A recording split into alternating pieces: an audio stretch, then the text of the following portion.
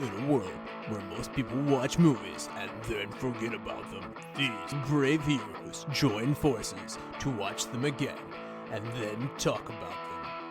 Join them in their epic journey as they go back in time, a decade and beyond, to revisit and break down films from a vast array of genres. Do these movies hold up over time? Are they classics? Find out on Retro Movie Roundtable. Starring your hosts, Bryan Frye, Chad Robinson, Dustin Melbardis, Lizzie Haynes, and Russell Guest. Coming now to headphones in your ears.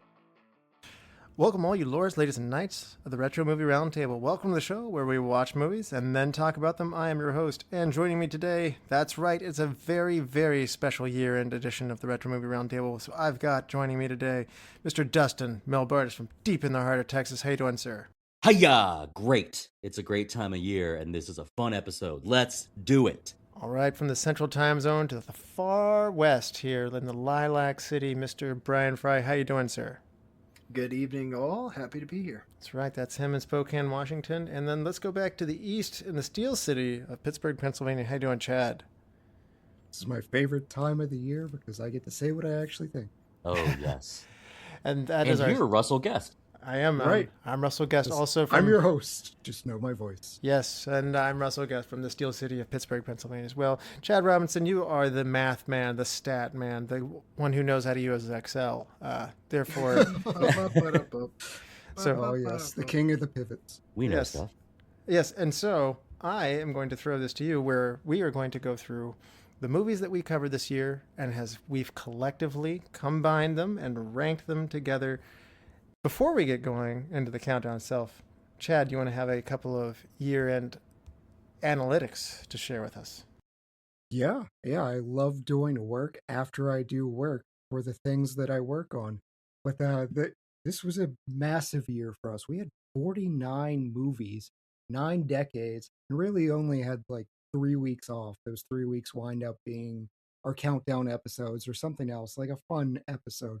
But that's a lot of movies, y'all. We do these points and awards every year. I break down the data, I break down our rankings, figure out which of us are friends, which of us are, I'll call them frenemies, you're not enemies yet, and a couple other unique categories. So our traditional, this is, I call it, I award you no points. This is our host that is drinking the most haterade. And for once, it's not Bryan Frye. Like Bryan Frye has lost his crown. Dustin Melbardis. Yeah. 15 low rankings on 49 movies this year. Man, was this just not a good year for you? What happened? Lizzie said something about a month ago. She said something like, this year I learned how to say no more. And I think I took that to heart. Is that if there was something introduced and I said, no. Well, let's get a great show out of it. And then this time of year comes and I can say, no. I still have problems saying no. I was the one that had the fewest low rankings. Bryan was right there. Bryan and Russell were neck and neck. So you guys were all competing for the haterade. Bryan, I'm counting on you next year, man. Listen, I'm cheering Dustin on. I mean, if there's any advice I can really give you as champion of the hate, it's Oh, good. hate. Continue to hate. I will forever and ever quote one of my favorite college football rivalry books. When I worked in Durham, North Carolina, there was a book on our shelf, and it was called "To Hate Like This Is to Be Happy Forever," and it was a UNC Chapel Hill Duke book. And I was like, I love every part of what goes into this. I don't care about either school, but I understand. I still sing "This Is Why." Yeah. Yeah, our next one, we'll go the opposite end of the spectrum. This unique passion. And we had a really quirky year of movies. Like when we break down this list, this is an eclectic mix. And so it makes sense if we're going to have an eclectic mix. Bryan Frye, probably our most eclectic host, 15 high rankings. And you know what? I bet if Bryan had watched The Notebook, spoilers, he did not. He committed to the bit. It'd be 16. I think we would have 16 high votes for Bryan. I disagree. That's a man that likes his Rachel McAdams. It is not a bit. It is just pure Stonewall. If I want to go to my grave having never watched that movie, that is how Oh man, important it is to me. there's so many other movies on this list that I wish I could undo. That is not one of them.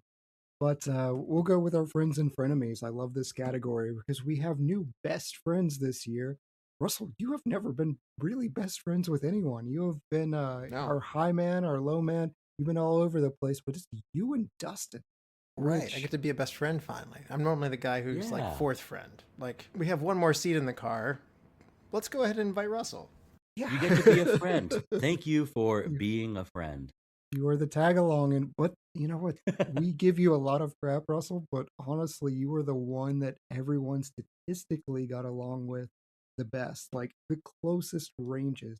Justin and I were pretty close, but like you were the top friend of everyone, that is, except for, once again, Mr. Bryan Frye, definition of chaos incarnate, 128 points separated Brian and Russell from their Wow. next closest frenemy, which was myself and Brian. We were so close to just baseline friendship as everyone else. But you and Russell, what is happening? I don't understand it. Opposites attract, We have drastically different tastes in music or movies. but similar in music. Yes, very similar music. Yeah, as you'll find whenever going through these movies, it'd be Bryan Frye, 6, Russell, 42, and vice versa. Brian tanks quite a bit of Russell's good. That being said, Dustin had several years in a row of being our closest ranker. That means wherever he put that movie, that's about where it fell on the list, but not this year. Bryan Ooh. Frye had 17 of our closest rankings, so kudos to Bryan Frye unseating Dustin. It's because Dustin drank some of your haterade. Yeah, it's tradesies. I'm no longer the trendsetter, and I do wonder if my choice to rank a certain Marilyn Monroe movie is the reason why that I Nope. was so far off. I'm right there with you. We'll get to that one. But instead of Tank Girl, we do have Tank Boy. This one going to our most dramatic rating difference that cost a movie a top 10 spot. Brian, this is where Hate, you come hate, back and hate, Yes. hate, Continue to hate. hate. 34 points lower than the next person for My Fair Lady. Would have been a top 10 if Bryan Frye had just given it a chance. Honestly, there's multiple rows where our hosts are within like 5 points of each other. Then along comes Brian, which really, like, my spreadsheet has trust issues because of Bryan Frye's chaos here. I challenge that if anybody watched this movie and really thought about it for 30 seconds and we're like, man, Fry's gonna love this. Like, no. I just didn't see how No, anyone he's could not. not love it. That's the thing. It's not Yeah. you specifically, Brian. I watched it. I said this is great. Everybody would love it. The rain in Spain did not fall in the plains for Brian. No. No. He said it was an unfair lady. That's what he said. Right. I finished it and I was like, I would like to not watch this again. Lovely, lovely. Listen to our episode because Lizzie does an amazing accent throughout almost all of it, and it's a really fun time. You may hate the movie, but hey, we talk about it for half the runtime, so it's only an hour and a half to listen to us talk, Yeah, and we don't have an intermission like the movie does. right? Yeah. Our next award is Did We All Watch the Same Movie? So everyone had Eraserhead in their bottom 10. Everyone except for Mr. Fry again, who we have to address. Like, you have become a problem on my statistics. This was his number 8 movie, 35 points higher. I stand on the lonely hill of David Lynch and I will fight you all off of it. My army is growing of the day. It is not the hill I die on. Someone's gonna die on it, but it's not gonna be me. Everyone around it, including babies. It wasn't made to make you feel comfortable. No, it's not. I'm glad Jarrell picked that one for his first time on the show because it's a crazy choice. And I look forward to whatever his choice is the next time. Oh yeah, he went all the way. I'm usually your comrade in arms when it comes to Lynch, but I understand what it is. And I actually enjoyed the experience of being put through that film. But as far as ranking it, it didn't deserve to go that high. I guess I would have to admit that part of me knew what I was doing. Yeah.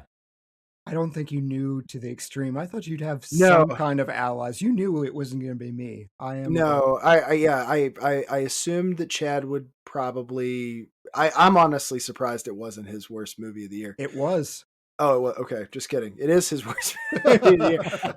I didn't think I would have two more 40s. If you throw me a David Lynch movie, I'm like, this makes my movie ranking easy, like last place. I don't even have to watch it. I will for the sake of the show. I'm like, here's your home.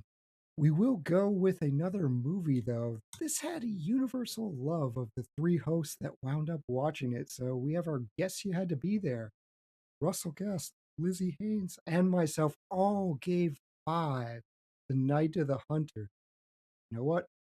Bryan, Dustin, they were not on our episode. They were not talking up the cinematography. They were not talking up the great acting process, the lighting, everything that's going on, the wonderful story. They came in and ranked it in their 30s.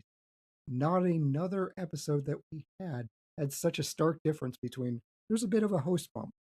So if you're hosting this episode and you're spending time, and you're caring about it, unless you just really don't like the movie, most of the time it gets a pretty big bump in score. This one stood out to me. I think it's really important to say that I didn't dislike this movie. My biggest disappointment was that I didn't like it more. Like, I really went into this That's a good point.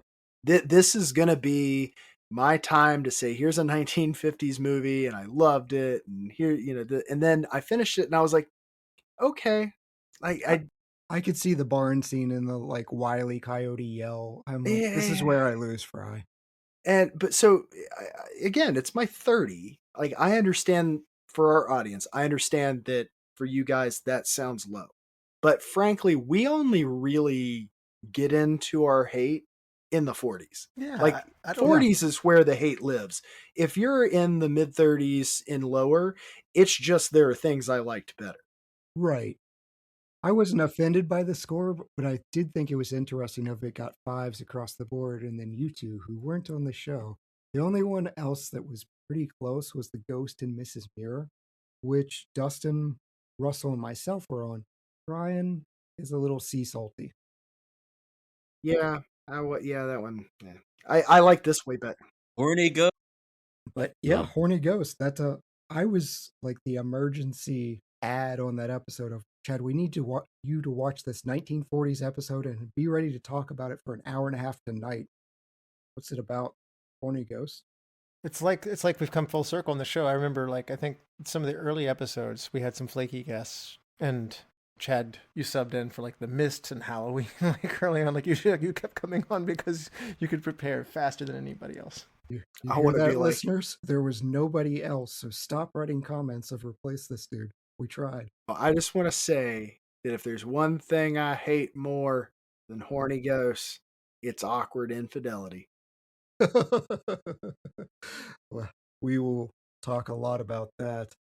But our last award, and this is really for the people that are going to be looking at some questionable choices down the road in 2026, I want to address, and I will quote from the historical movie 300, which is based on true events, Russell Guest. This will not be over quickly. You will not enjoy this. I'm not your king. So if you're wondering why we're getting Human Centipede 3 in 2026, it is because for the 4th time, Russell Guest has ranked a dealer's choice in last place. And for 3 of those 4 times, it has been my movie, which has been The Loved Ones, Leprechaun, and Resolution. I can see 2 of those 3. I don't think Leprechaun was a dealer's choice. You just said it's St. Patrick's Day we're doing Leprechaun. You got other dealer's choices that year. I went back and checked it. So unless you got an extra dealer's choice, it's 3. I mean, you also ranked Kiss Kiss Bang Bang as last. But that was a very strong year and we only had 19 movies, Bryan. That is Gatorade. H2O. And Yeah, that's brutal. There's no way Crank didn't come in last the year that it was on. Crank is by far one of the worst movies. I think if you ask Jason Statham, he'd be like, "Yeah, it's terrible." Crank is not.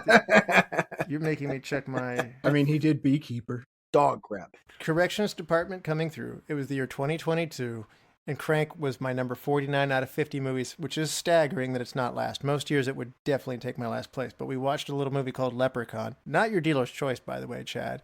And I have Leprechaun under Crank because those are two terrible movies. There's not a movie we watched this year that's as bad as either of those movies, to be clear. So was Kiss Kiss Bang Bang what, like 48? Not that year. So that was a whole separate year. And okay. Kiss Kiss Bang Bang was the weird year where we just didn't cover very many movies. We did that like weird every other week format, and we only covered like 24 movies. So, so that is a strong disclaimer of there were still worse. Yeah, Jackie Brown and Runaway Jury were just above it for me. So I mean, I could almost put an asterisk on that year and say there really isn't a last place. It was a good year. Okay, so now I'm gonna triple down because it's just my stuff you hate. I'm going to earn it. So, listeners, Human Centipede 3, put it on for 2026. Do not do that, because you know I will watch the second one. Yes, that's exactly why we're doing this. Chad is doing the Retro Movie Roundtable equivalent of shooting the moon now. He says, "I will take all of your points." If he's gonna keep giving me last place, I'm gonna earn it. Like this is the territory we have found ourselves in. So, just as Scar said, be prepared.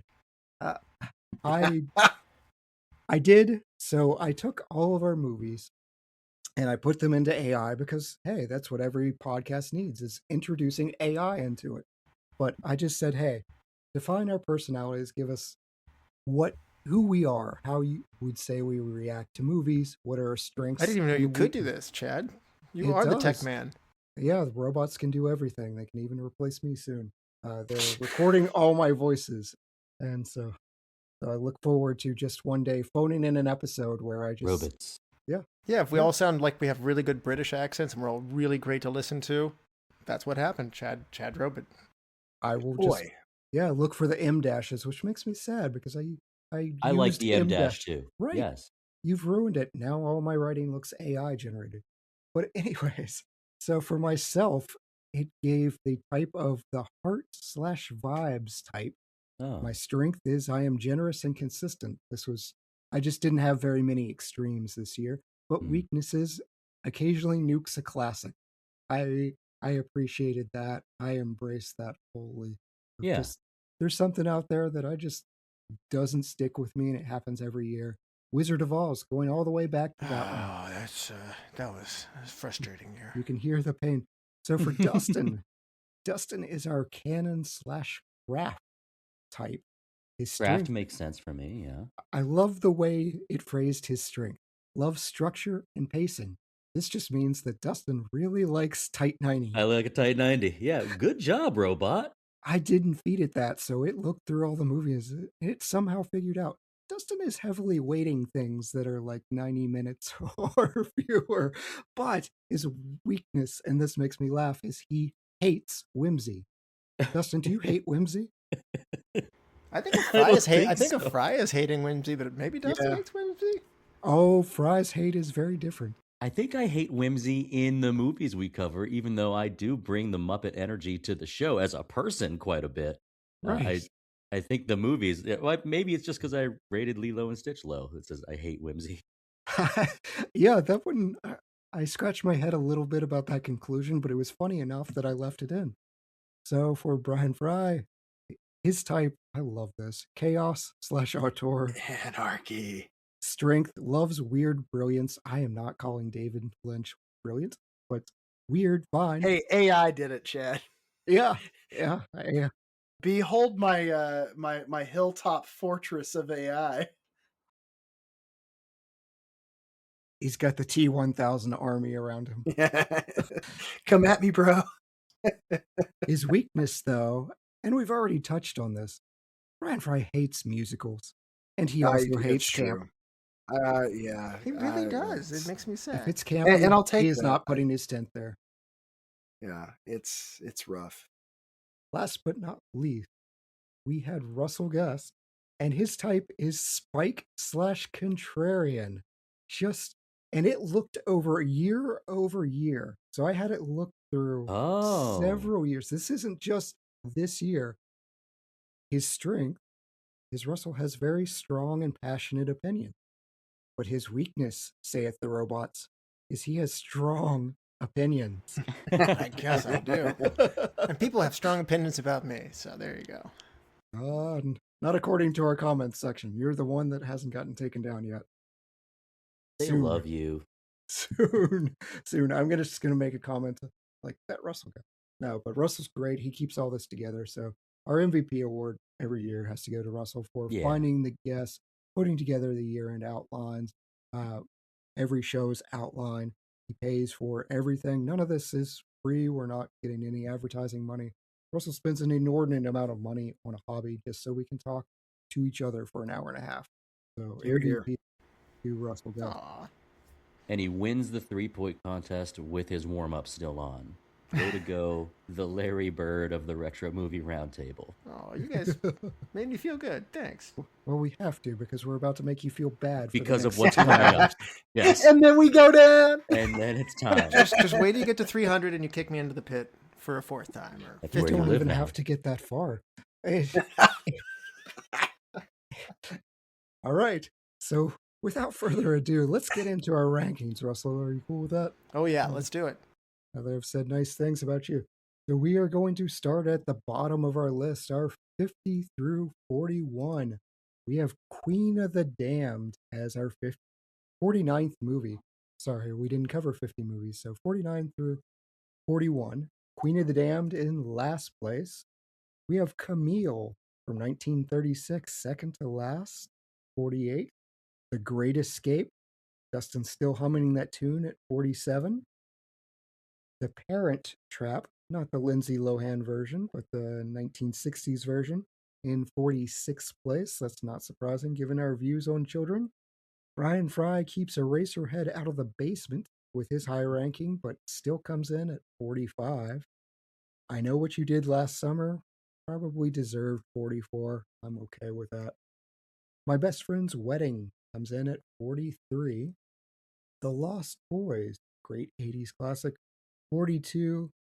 And our 41st movie is The Great Train Robbery. All right, fellas. Out of the bottom, I guess it's 9. How many had you seen? How many were new to you? Bryan? I had seen 6 of these. 6? Okay. Yeah, I had seen 6 of these, and not to ruin anything for later in the show, but some of them went a little rougher than they did before. Dustin, how about you? How many were new to you from this bottom set? New to me were 6. I had seen 3 of these before. Oh my goodness! Wow. And Russ, how about you? Man, I had 8 of these were new to me. So 8 of the 9. So really, wow, yeah, that is a surprise. I Know You Did Last Summer is the only one that I had seen coming in. You never seen Lost Boys before? No, I did not. I thought that was going to go so much worse for him. I liked it. I'm stunned because there's a shirtless, oiled saxophone man, and I was like, Russell was going to write this movie. Well, that's going to be your sexiest man of the year, Chad, for sure. But I mean, he's up there. Yeah, he still does it. He still oils himself up. So kudos to that guy. I had 3. 3 were new to me. Now, Russell, I went in a different direction. I don't know. Russell writes this and he says, "What made you happy in this set of 10?" This is our last set of 10. Yeah, this is meant to me like, what did you like down here? So you could. This is your chance to. That is not the direction I went. So I was happy to see David Lynch at the bottom. I'm 41 spots off of Bryan Frye's ranking, which makes me laugh. So I went in a different direction. But Bryan, are you happy something is in the bottom 10 here, or is there something that you're happy about? You want to talk about Eraserhead because you are the high man here. Listen, I understand how divisive a David Lynch movie can be, so I'm not really going to belabor it. I'm a fan. Others are not. That's fine. It's not like I picked that movie, so it's not something that I was determined on changing your all's mind. If I were going to change anyone's mind about a David Lynch movie, that would not be the movie I picked. Right. No. It would be Lost Highway, hand over fist. I would say there are movies in this section that I watch fairly frequently. Obviously, I didn't put them very high either, because I also understand that they're not the greatest movies in the world. Queen of the Damned is a movie I watch, I'm not going to say frequently, but it's something I'll rewatch somewhat often. And then I Know What You Did Last Summer and Lost Boys. Lost Boys is probably the cult one that hurts me the most to see this low. But again, it's my 26th movie, so it's not like I had this in my top 10 and I'm like, why? Only Dustin really pulled it down. Nobody really took it to it other than Dustin. And that is a movie that just shocked me. I was like, if there's a Dustin movie out of this, it is The Lost Boys. So was it the Coreys? Or the Coreys holding this down for you? Chad said, explain yourself.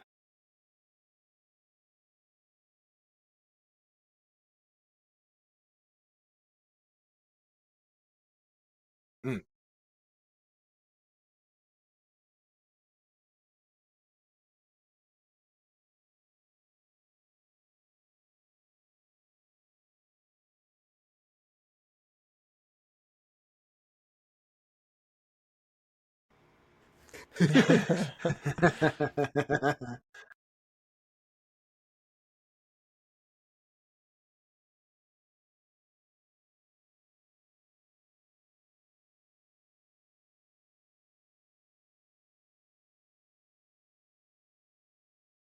Oh, it is objectively bad. I was the host on that show, and I absolutely said this is a bad movie, and I have a and Queen of the Damned is terrible. Yes.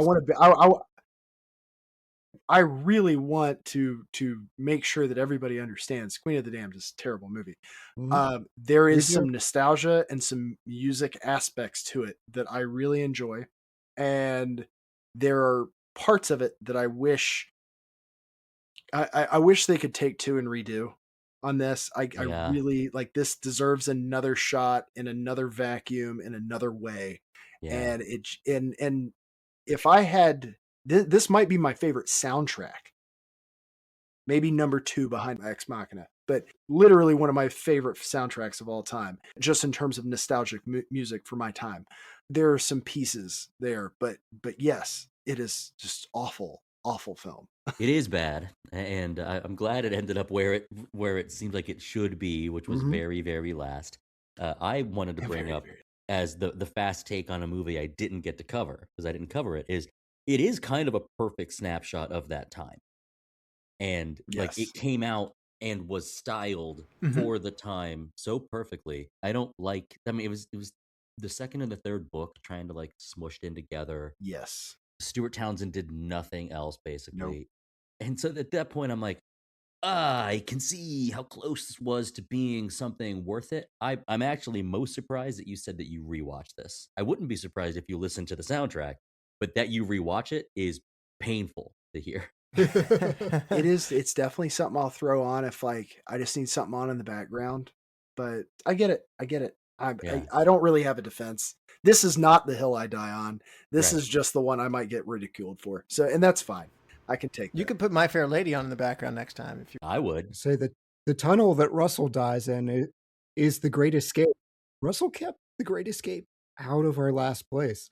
We have it as 47, 49, 43, and then along comes Russell at 18. How does Bryan not like this movie? It's a World War II movie. Like he likes, like this is like a thing. Because it doesn't know what it is, and it's 3 hours long. Bryan likes more content. This seems like a match made in heaven. One of my issues with the length versus content of this movie is the whimsical nature that they try to infuse in it periodically takes you out of the fact that this is a POW camp. Like it's not supposed, these are Nazis. Like there should be war crimes happening constantly, not ha ha ha, I jumped out of the pile of straw because I was hiding to get escape. Ha ha ha ha. Like you took me completely out of the seriousness of a multinational army being in a Nazi labor camp. I like you making fun of this. I did bring this up on the show with a question. Apparently this is fairly realistic because they're not, the treatment of POWs was better than their treatment of the Jews who they were trying to exterminate. I'm not Well, saying yes. no. I'm not saying it needed to be a rehashing of a concentration camp, but it's still a POW camp. Like the fact that they can be like, "Ha, did you try to escape?" "Oh, I did. I did try to escape. Silly me." I'm like, "Stop That's this." that's apparently somewhat accurate though, Brian, Ugh. because like they want to trade prisoners. They're trying to not kill them for escaping. And again, I was amazed too. I even said this in the episode. I said this looks like summer camp. Yes. Like The only thing that made this movie worth it was the fact that I got the Tom, Dick, and Harry joke in Stranger Things now. Like, that's the only thing that worked. you really did have a hard time with this. I think Chad was angry. He gave me an angry text when he saw this one. So I thought you'd have it last, Chad. I think I had it better than everybody else except Russell. Yes, you had it at 43 as opposed to 47 and 49. I've seen it more than once. It's not like this is the sole time I've ever watched the movie. But when they do another Great Escape, only it's Pacific Theater for a rehash of this, and it's a very serious movie. And that one I liked better than this one because it's still a prisoner of war camp. I just wish they didn't try to infuse that kind of humor. Like it was so close to He doesn't like whimsy. not in a prisoner of war movie. Right. Come on. I mean, it's Yeah, it's Prisoner of got War movie is better with grit. yeah, yeah. and that just it drives me nuts. Well, and let me put it to you this way. You have a movie like Dirty Dozen. You've got a bunch of mess ups and murderers and all kinds of crazy stuff. If you want to inject some humor into getting the dregs to go on a suicide mission, I can envision that more than you are literally being kind of starved to death in a prisoner of war camp, but you're like, ha ha ha, I threw my baseball over there. Ha ha ha. Let's see how long it takes me to see him. I knew how Chad and Dustin felt about this, but man, I'm really surprised, Brian. I'm not. This movie didn't know what it was. It was Wow. It did not funny know and what it was. serious. Real quick, any other fast takes on a movie that you didn't get to cover, like you weren't a host on? I think my best friend's wedding would probably not be where it was if there was more estrogen on the show. It is falling to the level it has fallen to in this because of the people rating it. And I gave it a 29. I gave it a good shot. I'm just saying to all of our female listeners, please understand that we understand that It's really not a bad movie. I don't like. Yeah, like there are. Yeah, it's not. It's actually kind of funny. I feel bad that it is where it is, and I just felt like I needed to say that out loud. Says the low ranking at 39. Look, I'm going to do me. I mean, I'm That's not going to lie pretty about good, it just to correct Yeah, the curve. That's pretty good for you, though. Yeah, It's way better than Runaway Bride. and I didn't refuse to watch it. So just so you know, There there you go. are romancy movies out there I don't refuse to watch. and like you, Dustin, like on the Great Train Robbery, which was my dealer's choice that came in here low, for probably the lowest dealer's choice. It in was, here. yes. Yeah, I had never seen it before, and I just wanted to see Sean Connery in action, not being James Bond. And I like the Michael Crichton book. Stop So doing this to us. I will not pick movies I've seen before most of the time. So I had a good time with it. I just am sad that everybody else didn't like it at all. I ranked So- it the highest. Yeah, Dustin ranked it at 25. So Donald Sutherland. I think every single one of us has a different goal when we pick dealer's That's choice. true. And Yes. and I feel like that's important. If we all had the same goal, then we'd run into similar problems. And I think that sort of variety is important. So I'm not knocking anyone's criteria for picking their dealer's choice because I've got an agenda. I'm glad other people do too. I love the fact that Dustin's is essentially now a smell test of like, hey, I remember this from 20 years ago. You just see him in chemistry class, Yeah. like doing the Nah, just the, the safe waft. the safe Yes. waft. Yeah, hmm No, I think that is the way I like to approach some of it them. is the You way. know, I will weigh myself towards kung fu a little bit more than anybody else. which is But- I fantastic. say. But yeah, the idea of like, is this something, guys? And then we all kind of agree, like, nah, it wasn't. Like, okay, like past Dustin isn't getting his feelings hurt. I don't know if this is true for all of us, but I feel like I had a very similar thing with Boondock Saints, where I'm like, okay, upon revisiting, okay, You know, Yeah, like you've got to have a little bit of quintessential that. teenage boy movie. Yeah, Right. Yeah. You gotta have a little bit of that introspection after, that was maybe not what I remember it being. I do enjoy those. I wish I could have been on Lost Boys episode though. That's a fun movie to Me too. discuss, and Yeah. if there was one that I wish I could have been on, I think I really would have. I honestly I was on a lot of these lists. Apparently, ones that I'm on have ranked low, but of the ones I wasn't on, I wish I could have joined you for Lost Boys. I feel bad that I missed Event Horizon. Event Horizon's one of those movies that truly screwed with me as a youth. As that was a weird movie. So Well, Event Horizon didn't. Yeah, Event Horizon ranked higher. Yeah. All right, we're going to move on to our numbers 40 through 31. So, coming in at number 40 is Room 1408. Then another dealer's choice, so it's Sleepy Hollow at 39. The Searchers, our first Western here, at 38. This Is Where I Leave You, another dealer's choice at 37. The Italian Job, the original Michael Caine version, at number 36. My Dealer's Choice of Resolution at 35. The 7-Year Itch, which is Russell's dealer's choice at 34. The French Connection from 1971 at 33. How the Grinch Stole Christmas. This is not the Jim Carrey edition. This is the original made for TV movie at 32. And Dirty Dancing at 31. Okay, this is where it starts getting interesting, and this is where I start getting hostile. We have a lot of dealers' choices that wind up in this range. Brian, how many of these movies are new to you, especially since you've got some dealers' choices in here? 3 of these were new to me. Okay, 3. That's not bad. What made you happy, Fry? Well, I'll tell you, for a generally later round rankings, if you made me, as in put hot coals to my feet, and you said you have to live with just 10 movies 30 or later as a group from anything we've done, I think I could probably live here for 365 days. Oh, that's Ooh. nice. to see. So We this do is have a ton of variety, yeah. yeah, this is not a bad list of movies. You've got some crime noir and French Connection.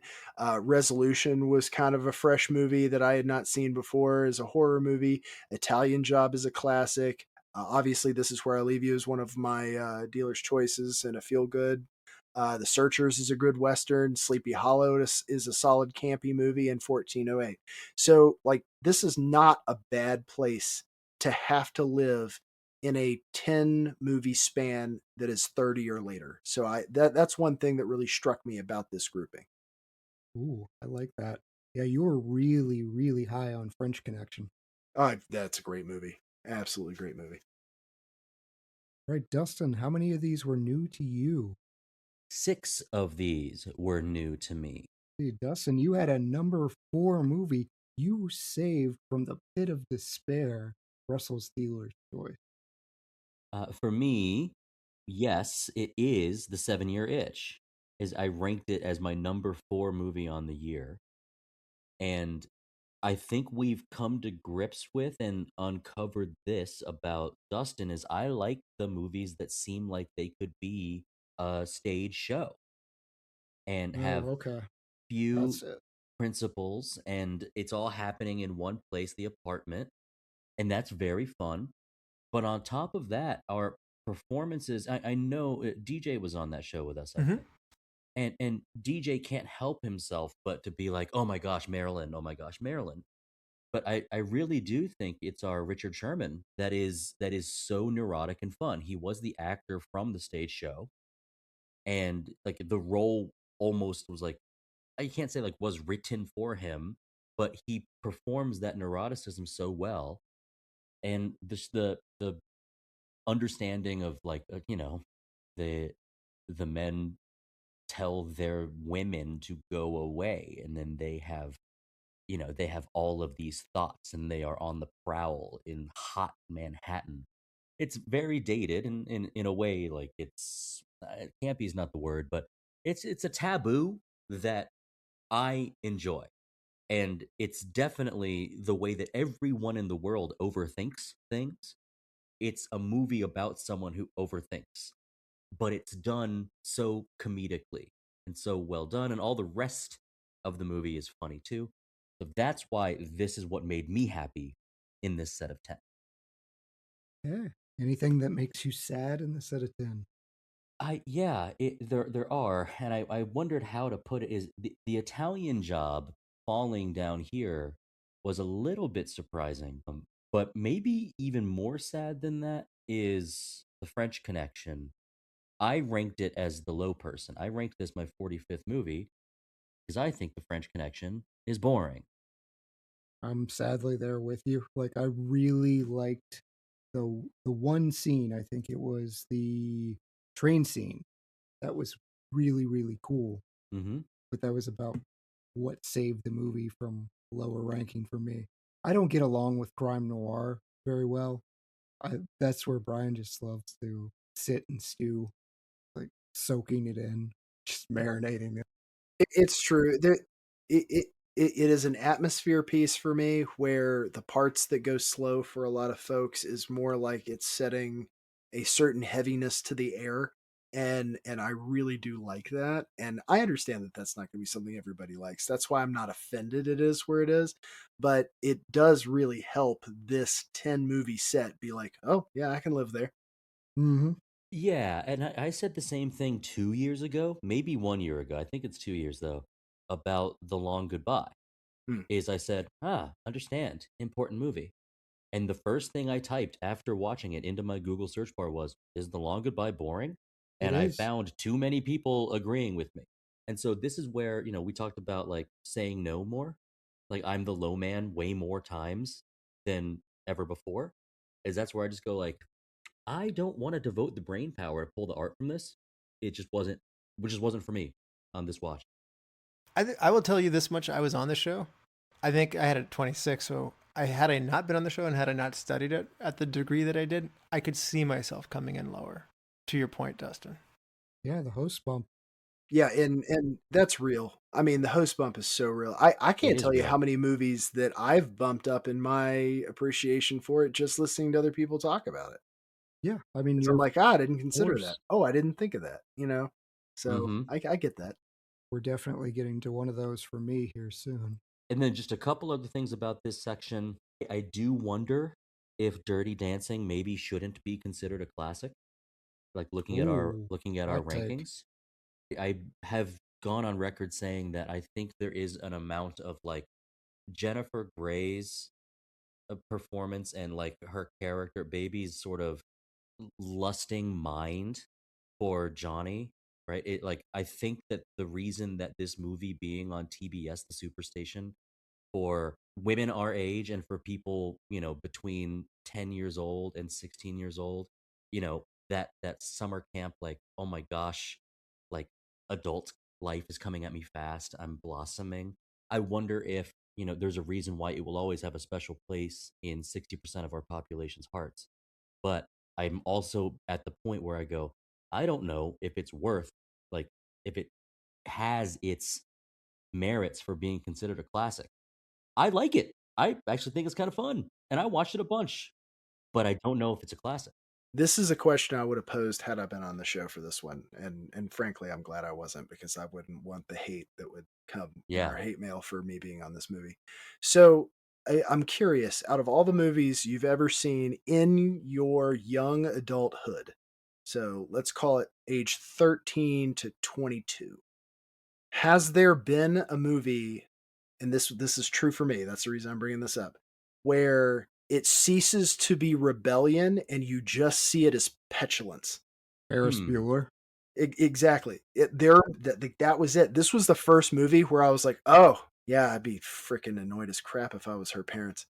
Like, like I think it was the first. I feel like that is maybe one of the first movies I ever saw because it was so highly regarded, and I was like, oh man, yeah, that's pretty annoying. So It was new to me. I'd never seen it before, so I didn't have the chance to go back and view it differently now. I begged Russell for years to see it. I am apparently, Dustin just made me side with 60% of our population, our female listeners. This was my number 12 movie. I really enjoy it. This doesn't hit in the same vein as Breakfast Club or Ferris Bueller for me, where Russell's been on the episodes. I'm like, I'm actually kind of siding with the authority figures here. Like, Yeah. these scenes suck. No. Do something. See, with them. I think who asked that question? No is the answer. I don't think I have felt that way where like I have. Oh, I did. Yeah, That was me. yeah, I was gonna say no is the answer, Brian. I don't feel that way. I'm not sure. I'm not sure if I agreed with the authority figure. I just found her obnoxious. Wait, baby? Like if I were Patrick Swayze, I'd be like, yeah, there's some other girls down here that aren't. Wow. Well, see, I can make the next step, but don't you agree said it with to you. me, but I'm not going to say it out loud, and I dare not actually. Is we've talked about this movie before, but yeah, like that, I didn't want to open up like that particular Pandora's box. It was just something I thought about. I was on the episode, but I don't think I brought it up on the show. That said, like, should this maybe consider or be considered outside of the realm of canon classic and instead closer to cult following, just for a percentage of people. I am also willing to accept the idea that I didn't find her as the compelling rebel in it from a sex-based position. Right. Like Yeah. this is about female liberation, not male liberation. She's not my character. So that's fine. I'm saying that in all due respect to the people who look at this as this is a female lib thing, fantastic. That character is not meant for me. Huh. It is a cult movie, though. I would say that's fair. Like, there's a cult that went on from Hocus Pocus, and then this was like their teenage to semi-adult movie. Okay, we go to Dirty Dancing. Cool. I would say it links very much with what I said about My Best Friend's Wedding. Like it's just this probably suffered a little bit from the audience that's ranking it. Well, Russell, we know what made you sad, as My Dealer's Choice made you sad. I'm guessing the unhappy ending and everything else that preceded it. But tell me, how many of these were new for you, and what made you happy? 7 of these are new for me. 7. Yeah. There's a lot of movies I haven't seen, and I'm noticing a trend. And as you're asking these questions, being new to me might have hurt some of these because I have some old favorites up high on my personal list. So that's an interesting other subcategory that's building up here. Yeah, I'd only seen 1408, Sleepy Hollow, and The Grinch That Stole Christmas. So I think the thing that made me saddest on this list is just seeing The Grinch down here. I think this is just one of those in the cultural zeitgeist that's just so ultimately Christmas that it kills me that I didn't like, as I critically watched it, I sat there and I just was like, man, this is magic. I really love this thing. So I had it at number 11, and 11 sounds low even for how much I liked it, because I really like the movies I have up high. Just like Dustin went to bat for 7 Year Itch, or Frye went to bat for The French Connection, I'll go to bat for The Grinch. That one really made me happy. I mean, I'll join you with The Grinch. My issue with The Grinch is it's a made-for-TV special that is 26 minutes long. 26? So, Dustin, I can't believe it didn't... It's a 5-star movie. It's a classic, but I just, given the parameters, I'm like, it probably has to fall to 27. Okay. Like, that felt like a fair spot. I'm punishing it for its length and just TV special and not really anything else. Yeah. Sometimes I'll attempt to find, like, how do I rank this? I definitely don't go back and like start measuring my stars. The idea that I will likely have movies that are ranked above, even though the star level was lower. I know I'll have that. But one of the things I might ask myself is, would you choose to put this on? And the answer for me for How the Grinch Stole Christmas is always going to be like, no, except for one day a year. Yeah, maybe. Dustin's absolutely correct on this. Like in how I rank my movies, yeah, sure, there might be some discrepancies on how many stars I give it. But when I'm ranking movies like this, I do lean very heavily into, would I put this on right now? I'm trying to rank them as they sit next to one another, not on the general quality and the construction of the movie, which is what we're typically ranking them on in show. Yeah, for me, if you were to take any of my 49 movie list and take any dyad of one over the other, if you ask me the question, so is that movie better than the one beneath it? My answer should be yes all the time. Or if the question was, would you rather watch that one over that one? The answer should be yes all the time. that doesn't mean if there's something that's like objectively beautiful art, like yeah, there's going to be stuff that is ranked higher than that because it's a more enjoyable like movie watching experience. So yeah, these rankings, I think the idea that we don't have a set definition for exactly how we rank them is even better for talking about. I think I have some of that to some degree too. I had the Searchers higher than everybody, but it's not like it was. I had it at 25. I just will say a trend with this one: the 7 Year Itch, the French Connection, the Italian Job, the Searchers. These movies are touted as being like seriously like all time great movies for their respective genres and stuff, and like top 100 movies of all time. And this is another one of those moments of just like you guys are saying, like this is just our favorites or how it hit for us, and just because it is rated up there, we are not critics. This is just voting with your heart. And so Yes. I think that's another one of those things where I myself found myself watching The Italian Job and thinking, I don't know what my expectations were coming in, but maybe I thought I would enjoy it just a little bit more. Does that make sense? I think you guys have Yeah. all had those already yourself. So I think that I looked at The Italian Job and I'm like, it's not bad. But I will also say, there aren't many movies on here that I thoroughly do not enjoy. Like, I like our worst movie this year is better than a lot of years' worst movies that we've covered. This was a rough patch for me. This was probably the one I had the most 40s on. I will say for The Italian Job, this is just my own fault. I saw the remake Italian Job first. Yeah. And so I had that in my head, and I was expecting it. I liked it too. better. Am I kind? I feel like like I like the dumb remake better with Mark Wahlberg and Jason Statham and Charlize Theron better than I like the Michael Caine one. And I feel like that's the wrong answer, like on the film. There's test, more but action in it, and it's more entertaining. They're different. They're different. It's a different Yeah. vibe. I would never, I've always really been big on you get some level of ownership over movies that came out during your formative years of getting to know film. So I truly think that at any given time, movies that we grew up with that really mean something to us, regardless of their quality, will always kind of get a little bit of a nod over, classics or, ones that are viewed as classics. And again, this is not us making a statement that this or that movie should be considered better than those. This is just saying, hey, this is from an enjoyment standpoint because of who we are and the circumstances in which we watch all these things. This is what we would prefer to watch. So I just feel like that's really important statement to hammer home, because I agree with you guys. I mean, yes, I loved French Connection, but I don't have something like Italian Job or Searchers nearly as high. Doesn't mean I didn't enjoy them. yeah, It just means that there are certain things that hit me in the right spot, or I was developed to enjoy. I grew up in a house that liked Raymond Chandler novels, so yeah, I got a healthy dose of crime noir. Mhm. So it's all who you are in terms of what made you find film and what film you find fascinating and entertaining. So again, this 10 movie set is not a bad place to live. I will also formally just apologize. I'm not targeting your dealer's choices, Chad. I think sometimes you You pick these are. movies that are you cater, you put a lot of thought into who your co-hosts are, and I was not on that episode, and it was not meant for me. And I understand that it was meant for Dustin and Bryan, and I think you got the intended audiences on that one. It never in my wildest dreams was going to land in last place for you. Like The Loved Ones, okay. That one ranks up there with one of the hardest watches I've ever had, Chad. So like This is why that, I'm that one was hard offended. for me. I am offended because there's no way this is worse than Queen of the Damned. I don't care about the soundtrack of Queen of the Damned. Put on Queen the of the Damned had better soundtrack. music. It's true. It doesn't matter. Put on the soundtrack and enjoy it.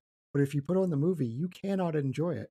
There's Hey, no listen, there's no Aaliyah if we're- walking around in a bikini either. So I mean, But if we're being fair, because of my omission of the Notebook, 7 Year Itch made me want to crawl into a hole. Like, I just don't do awkward Uh-huh. well. You and I were both at 48. I'll cop that, some that hit me in the wrong spot, and I was just like, nope. resolution is. I think you've hit a. You did this with Coherence too. There's a certain type of movie that I think you really enjoy, and that's these low budget, like $0. Nobody in the cast is recognizable, and they're made with great limitations, but I just find that maybe the quality, like I watched it and I said, it'd be cool if somebody remade this maybe, but I'll be honest with you, the ending on this one, I do not want to spoil it. I left not happy with the resolution. Go watch The Endless, the sequel to it. Russell's like, nope, nope, nope of the jungle, nope, nope, nope, nope, nope. If you make me, I will. Watch out for that nope. Yeah. Oh, I'll be more likely to watch that than Brian is The Notebook. So I will defend. So That's true. This is something, Factually accurate. This is something I've told Russell. In part of my offense, I have never ranked anyone's Steelers' choice last. I will still give it a courtesy of second to last. But the That's 7-year kind. the 7-year itch really, like, you picked a movie that I couldn't despise more of. I do not like cheating movies. I didn't know do this not about you like until this year. This was a big year for cheating, by the way. there's some suffering.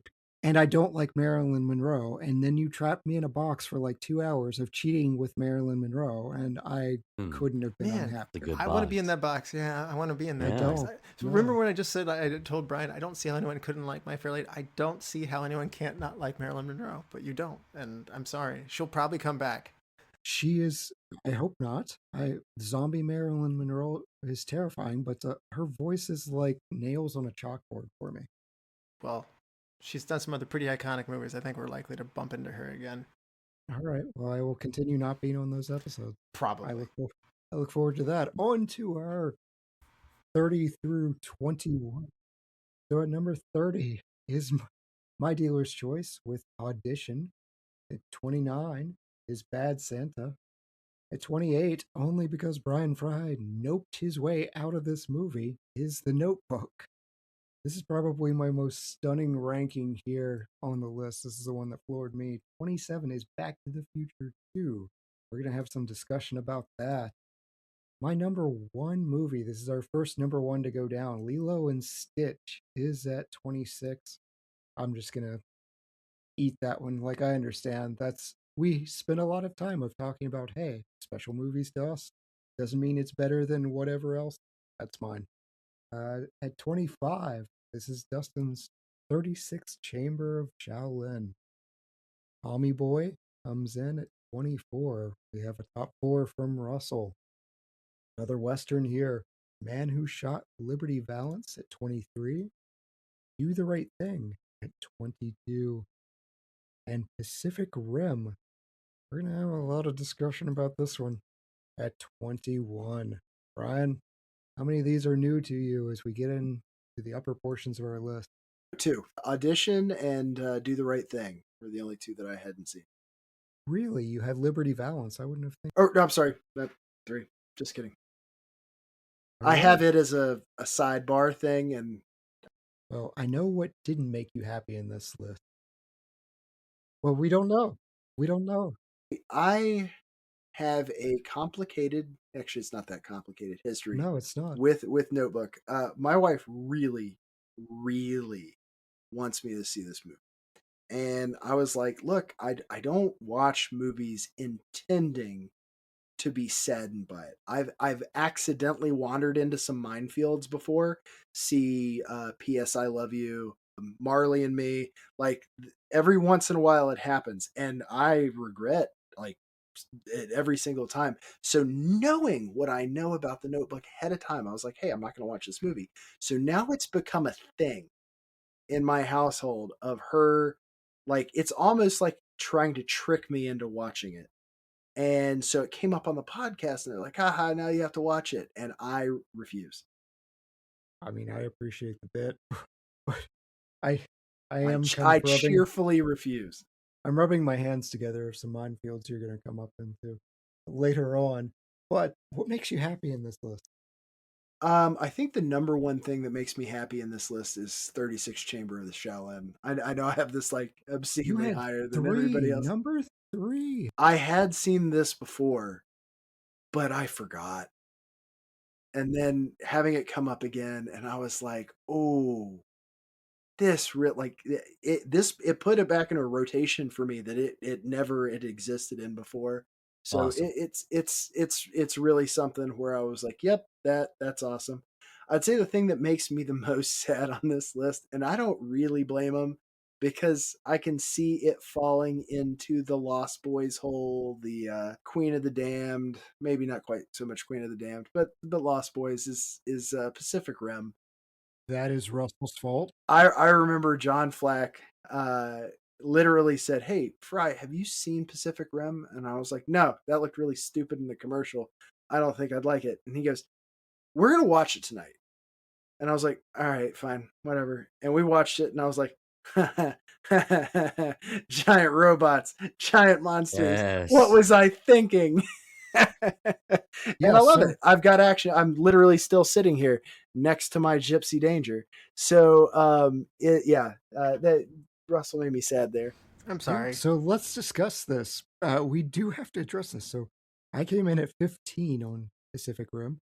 Dustin, number 8. Bryan at 19. I was the high man.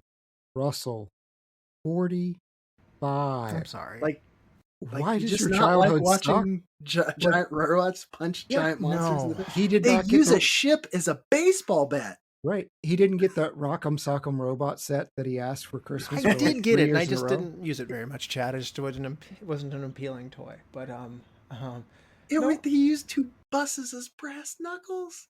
It's Godzilla. He's a robot. He Fuck. doesn't need brass knuckles. this movie's funnier than I would have thought for you, Fry. Like Charlie Day's presence in this movie strikes me as like off-putting for you. And I did He's like. not my favorite part of it, but yeah.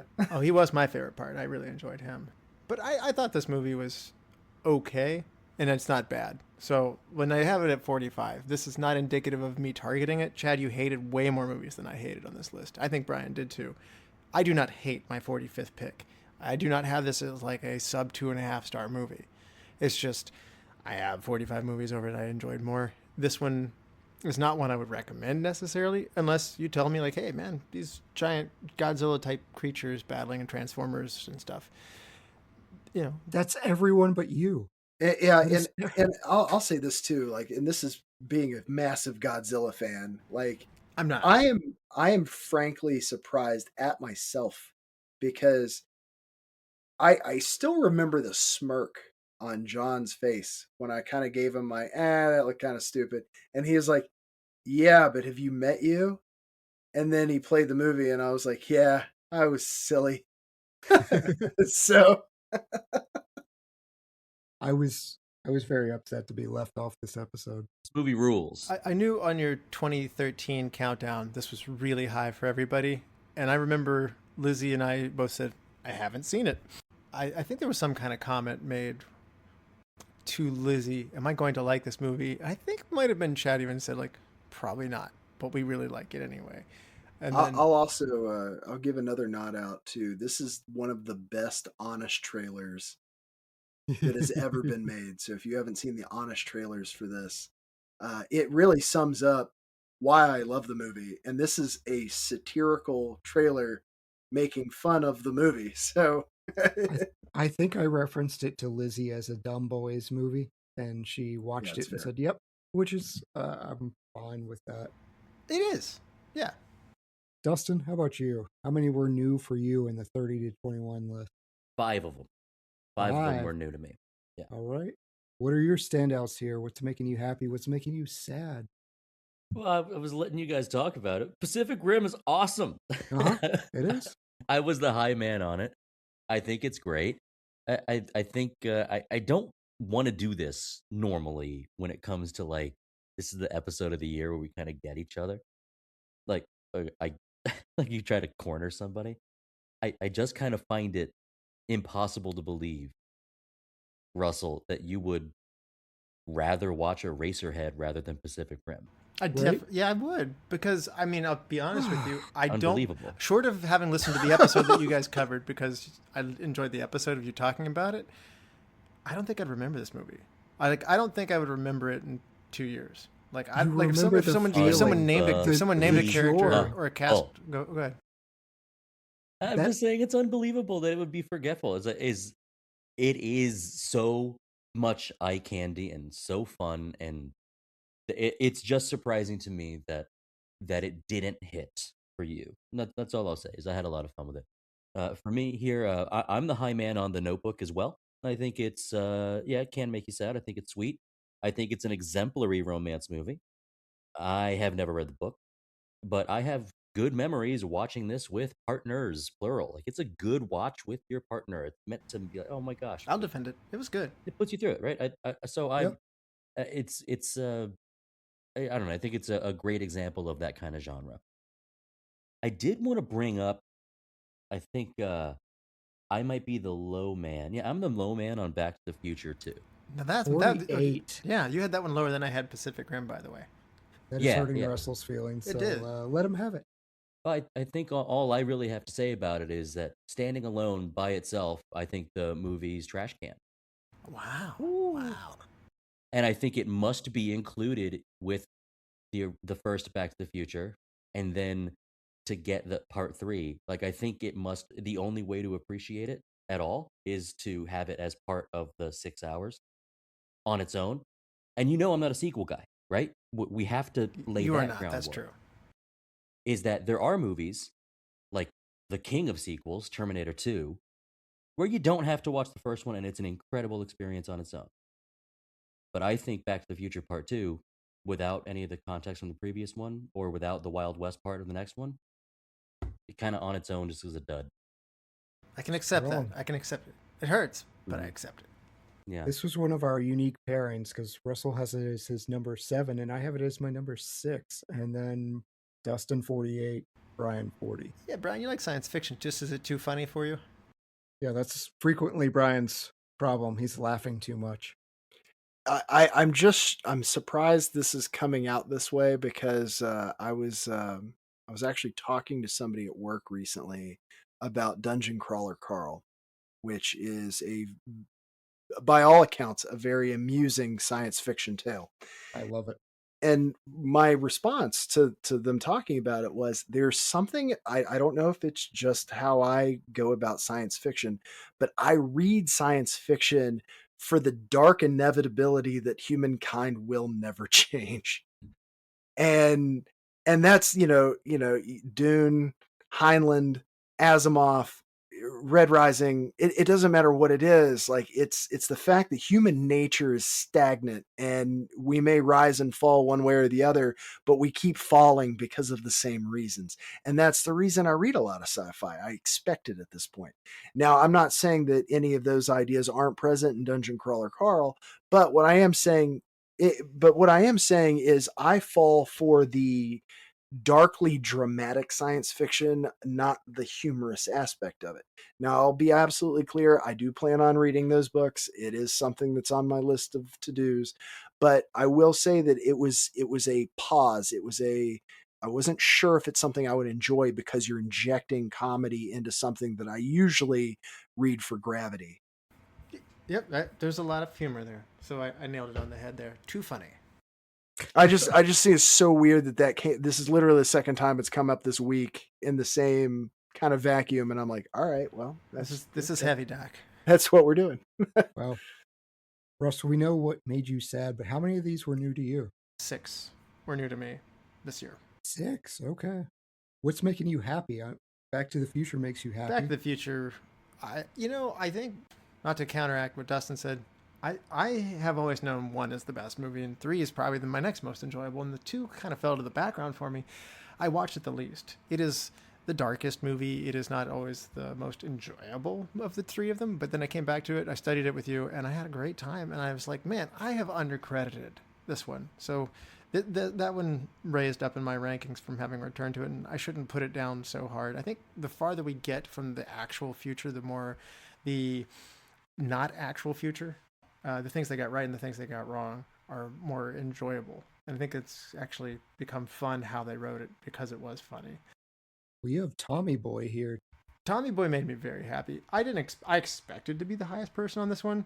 I kind of thought Brian might be higher. I know the Godfather show, your best friend John and I have laughed at this one pretty hard over the years. I was hoping there was some similar synergy for you there. There wasn't, and that's okay. But I'm fully aware. For me, Tommy Boy's a 5-star movie, and for the general public, that is not the case. So I know that I'm the odd bird there. Chris Farley came out of that generation of comedic actors who really hang their hat on being one thing, where it's, Ben Stiller's Look at All the Bad Things That Happened to Me. It's the Will Ferrell, I'm Kind of an Idiot. It's the Chris Farley, If I Yell Really Loud, It's Funny. So, Adam Sandler was the, I'm going to tell some dirty jokes, and it's mostly like poop and penis and snicker, snicker, snicker. So I just like a little bit more nuance and make me think just a little bit. And He is not that comedian, fat no, man in a he's little not, coat. and I've never expected him to be. It's not really a knock. I've seen Tommy Boy multiple times. I don't have any grudge against it in any way, shape, or form, but it's also not something that I'm reaching for very often. No, you did. You had a 37. You didn't like take it to the woodshed and hate No, it. No, no, and it's not like that at all. It or what's the other one that he's super famous for? Black Sheep, Almost Heroes. Yeah, Black Sheep. No, Beverly Black Hills Sheep was the other Ninja. one. Okay. That is the No, same movie. Yeah, you're It right. really is. And but I know people who are younger that view Billy Madison and Happy Gilmore the exact same way. No, that's fair. And in fairness, like if you ask me, like Beverly Hills Ninja, like I don't know, for a lot of people they say that's a bad movie. I still enjoy it. So it's just you've served me what I like. You were also harshest here. I mean, Pacific Rim and Lilo and Lilo Stitch. and- I'm sorry. I know both Dustin and I 38. Your Lilo and Stitch pick. Oh, these are not targeted issues, just like Brian didn't target Tommy Boy. So it's just where they fell in the rankings. Lilo and Stitch, you and I have had many conversations over the years. I know you and your wife it's a big house for Disney, and Lilo and Stitch is number one for you. I have always been perplexed by that, but so is Dustin. But I totally like that you have that opinion, and that I can honestly say I have one of my best friends. It's his favorite animated movie. Like it's like it's a big one for you. You planted a flag on it, and I like that you are passionate about it. So Lilo and Stitch was the last animated movie for targeted toward families and children that I watched before the great hiatus before having a child of my own. It was the last one I recall seeing in theaters on purpose. Mm-hmm. And then after that, we're talking, there are iconic Pixar and Disney films that came out during this black hole period where I just did not go see family movies. I did not watch family movies. And occasionally, like Finding Nemo, I saw Finding Nemo pieced together over months and months and months of it playing at work. Like I still don't think I've ever watched it beginning to end in one sitting, but it was on so much that I know I've seen the entire movie probably over several times based on the fact that it was on so much. So, but that was how I was seeing these films. Or maybe I was at a family event where one was playing on TV and I didn't really pay that much attention to it.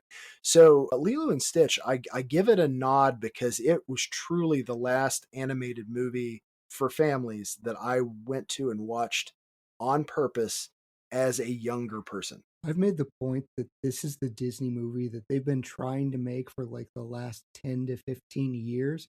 And they've had it in their back catalog all along of here's a diverse family that has a non-traditional origin with great messaging, and they just for whatever reason like they've got into this formulaic format recently, and it's frustrating. You can do it right. Like this is my favorite, and I've defended it. I've said, hey, if you're going to tell me The Lion King is a better movie, yep, it is. You're going to tell me Beauty and the Beast is a better movie, yep, it is. I don't agree on Little Mermaid. We can disagree there. You're right about that though, Chad, because it was the right movie for today because they re-released it here in 2025, and it's only $200,000 less than a Minecraft movie as the number one movie in the year. So it was very nearly the number one movie of the year in 2025. And it's terrible.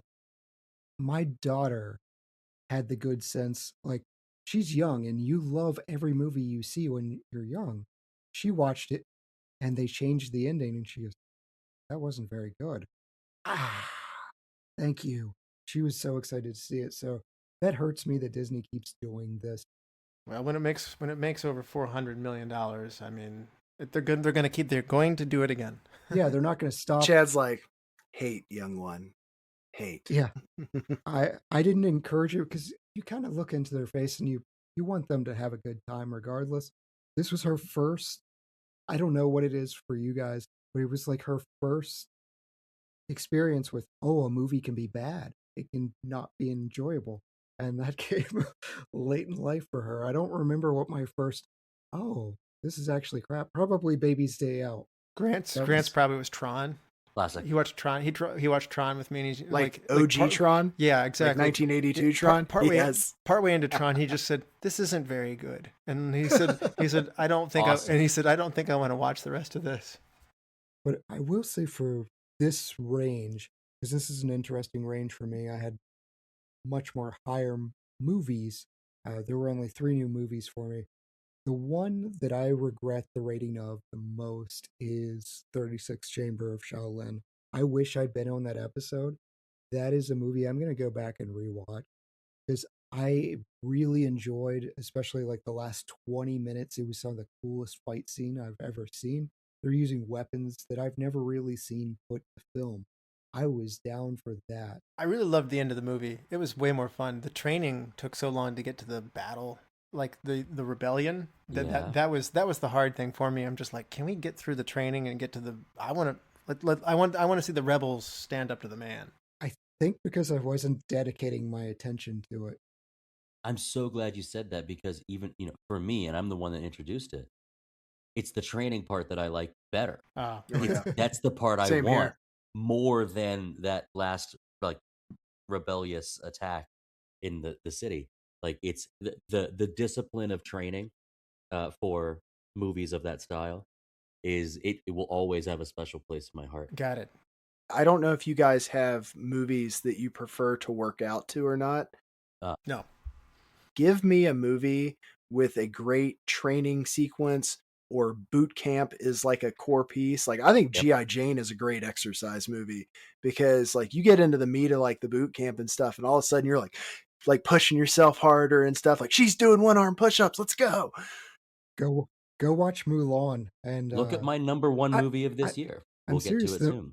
The Marines will sing and march to I'll Make a Man Out of You, which is a whole lot of fun.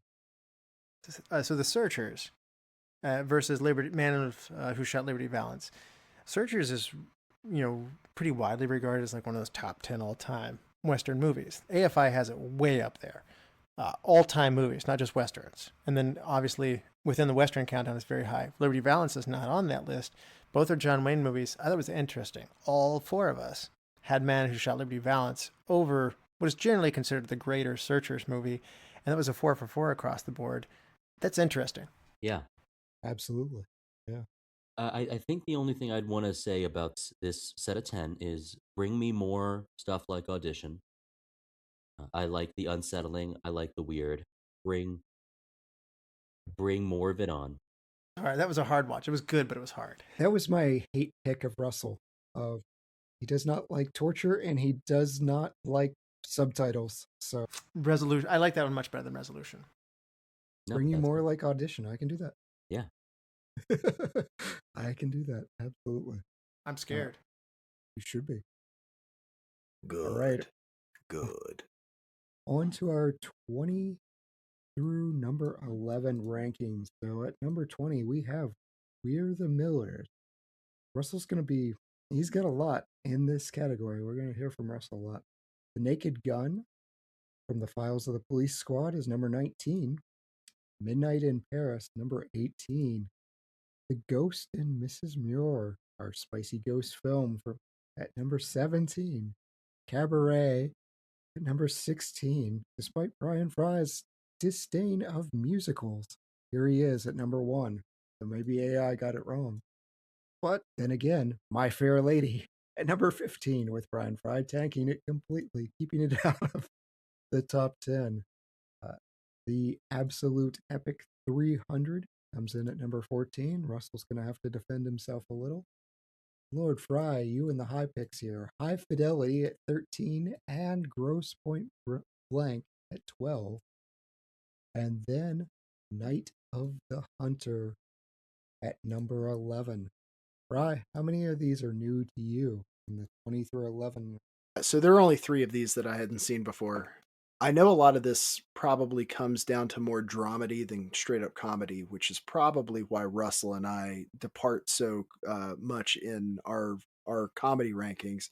But the combo of Grosse Point Blank and High Fidelity, granted both are Cusack movies. 300 is fun. It's Pacific Rim in the other direction. Like Yeah. it's Pacific Rim in the past. So that's fun. Cabaret, again, I don't hate musicals. I know that's how I'm getting painted as a musical hater. I do prefer drama. I do prefer, I like regular This is the stage saddest drama. musical we've ever done. Yeah.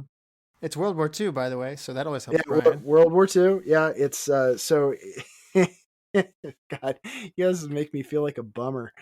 No, this is your like the Nazis won. I'm gonna give this a high ranking. Midnight in Paris was one I had not seen before. I was very pleasantly surprised with that one. Naked Gun is probably a movie that Russell and I could probably, get together on in a better frame of mind. And We're the Millers. So I've seen it once, and I remember enjoying it. It's just it's got aspects of the movies that I don't like in comedy. So there are some parts for me, but it is in general a humorous movie. Dustin, I feel like this is middle tier range for you. You don't appear too much on the highs or the lows here. Or Do the Right Thing was lower. High Fidelity he's noticeably low on, right? You're the high man on Ghost and Mrs. Muir, and you are, the low man on Night of the Hunter and High Fidelity. High Fidelity, you are not happy with. From here, this is the one that I had the most that I had not seen before at 7. I'll start with the stuff that made me happy. 300 is awesome. Should have been top 10. Agreed. Yep. Russell. I gotta say, we brought it up a little bit earlier. Night of the Hunter actually made me happy. I thought it was a cool concept, really cool concept. Mitchum's portrayal of a character that seemed like had never existed before that time, and like having it in that setting was very interesting and very cool. And though we didn't bring it up, the idea that his monologue is repeated in "Do the Right Thing" from the early '90s, Love and hate on the knuckles. very cool, right? So like I was the low man on it, but it's not because I don't think it was special. It's just it doesn't have the rewatchability and does focus too much on the kids on their own, a little bit too much for me. That being said, like I just wanted to get that out of the way. Cabaret, such a unique style of movie. I think its setting and time period for what it's showing you on screen is is really something that makes it unique. And the content of the musical part of it, this almost sideshow cabaret, like the hole in the wall kind of thing. I think it's better than Moulin Rouge. I think it's got this very cool like this atmosphere to it that it builds on its own. And our performances from Minnelli and York are very good there. Now, you brought up some of these that were low. High Fidelity, I actually came in with higher expectations, having seen it before. And when I rewatched it, I said, oh man, am I just completely turned off by the breaking of the fourth wall across the board forever? Wow. And I think I am. I think I don't like it. I think I look back at Saved by the Bell and go, ew. I think I look at any as Van Wilder type Gonna stuff. say Ryan Reynolds has ruined movies for you. Yeah. I don't think I like it. He and has really overdone it in I recent years. and I didn't think I didn't like it. And I knew that I liked High Fidelity until I let this seep in. Go, oh man, because it's actually really good. Without that part, you can't, from the book's perspective, like you can't give the inner monologue of Cusack's character without him doing that to you. So it only works with it. But it with the regards to how that's transformed over the last 30 years, I kind of couldn't handle it. I got to jump in and say that Naked Gun was a gift to Russell. It was Mhm. I like it even it more was than you did on your dealer's choice. I love it. a dealer's choice where I gave you 3 comedies, and I'm glad we got this one, and I liked revisiting it. The 300 deserved more than it got. I'm sorry. There's a 2-hour episode on how this happened. If you want to go Yeah, through it. yeah, and listeners, you should listen to it because it's great to listen to how we got there. I still maintain, and for years it's come up on shortlists. It's been shortlisted many times, and I keep not picking it. And Chad's like, "It's going to be the 300th episode." I'm like, "I shouldn't be on it." He goes, "You should be on it." and, and Chad got his way, so he campaigned. I did, yeah, and it was great. It's one of my favorite episodes. It'll probably come up again. This entire section is just, it's hostile. I think that's the best way I can describe it. Is almost every single one of us for every single one of these lines is dropping out like a 40 burger, where others are rating it kind of highly. So this is just a fascinating section altogether. But Russell, how many of these are new to you, and what's making you happy and sad here? New to me, there's 4. So as I mentioned, as we go up through this, familiarity might be helping some of these. Night of the Hunter was an absolute standout. Thank you for bringing it to me, Chad. I know you'd recommended it to me more than once, but thank you for putting it in front of me. Repeatedly. Yeah. Gross Point Blank, I love that Fry loves it even more than I do. I'm right behind him, and it's a top 10 movie for me in this year's rankings. So it made me very happy. Midnight in Paris is, I had seen it before, and I liked it, but studying it made me like it even more. I really like Midnight in Paris. I haven't gone back. I kind of revisit my top 200, rankings of each genre at the end of each year. This will definitely be entering my top 200 comedies list. Naked Gun, I love this movie. It is just a big smile on my face. This is one of those things that movies, one of the greatest goals that you could ever have is to make somebody smile and feel good, and Naked Gun absolutely does that. And Where the Millers does too. The world needs more things that just make us smile and feel good and bright. And this is there are a lot of movies I really like in this category. I think you went ahead and called it out, Chad. So there's just a lot that makes me happy here. And discovering My Fair Lady made me very, very happy too. I wasn't on that episode. I would have loved to have been on there with you. It is a great listen. If nothing else, Lizzie just doing accents for an hour and a half, and she played the role of My Fair Lady, which was a fun revelation, and then just breaks out into song repeatedly. That we have to cut short for copyright reasons and YouTube and everything else. I kind of knew it was coming, and I still loved it. By the way, like Family Guy, there's been other things that have spoofed it. Like have you ever just known like a movie is so classic, and you kind of knew everything before you saw it? Other people had just ruined it. This movie had that, but because of the music, because of Audrey Hepburn's charisma, because of turns out I'm a huge Rex Harrison fan this year. He's on this pack of 10 twice, and I mean, I love this movie. Yeah, I hadn't seen 7 out of 10, and I feel bad because I'm the low man on 2 of them that are just head scratching for everybody else. Like Grosse Pointe Blank, I came in at 40. There's no cheating on that, is there, Chad? No, there's not.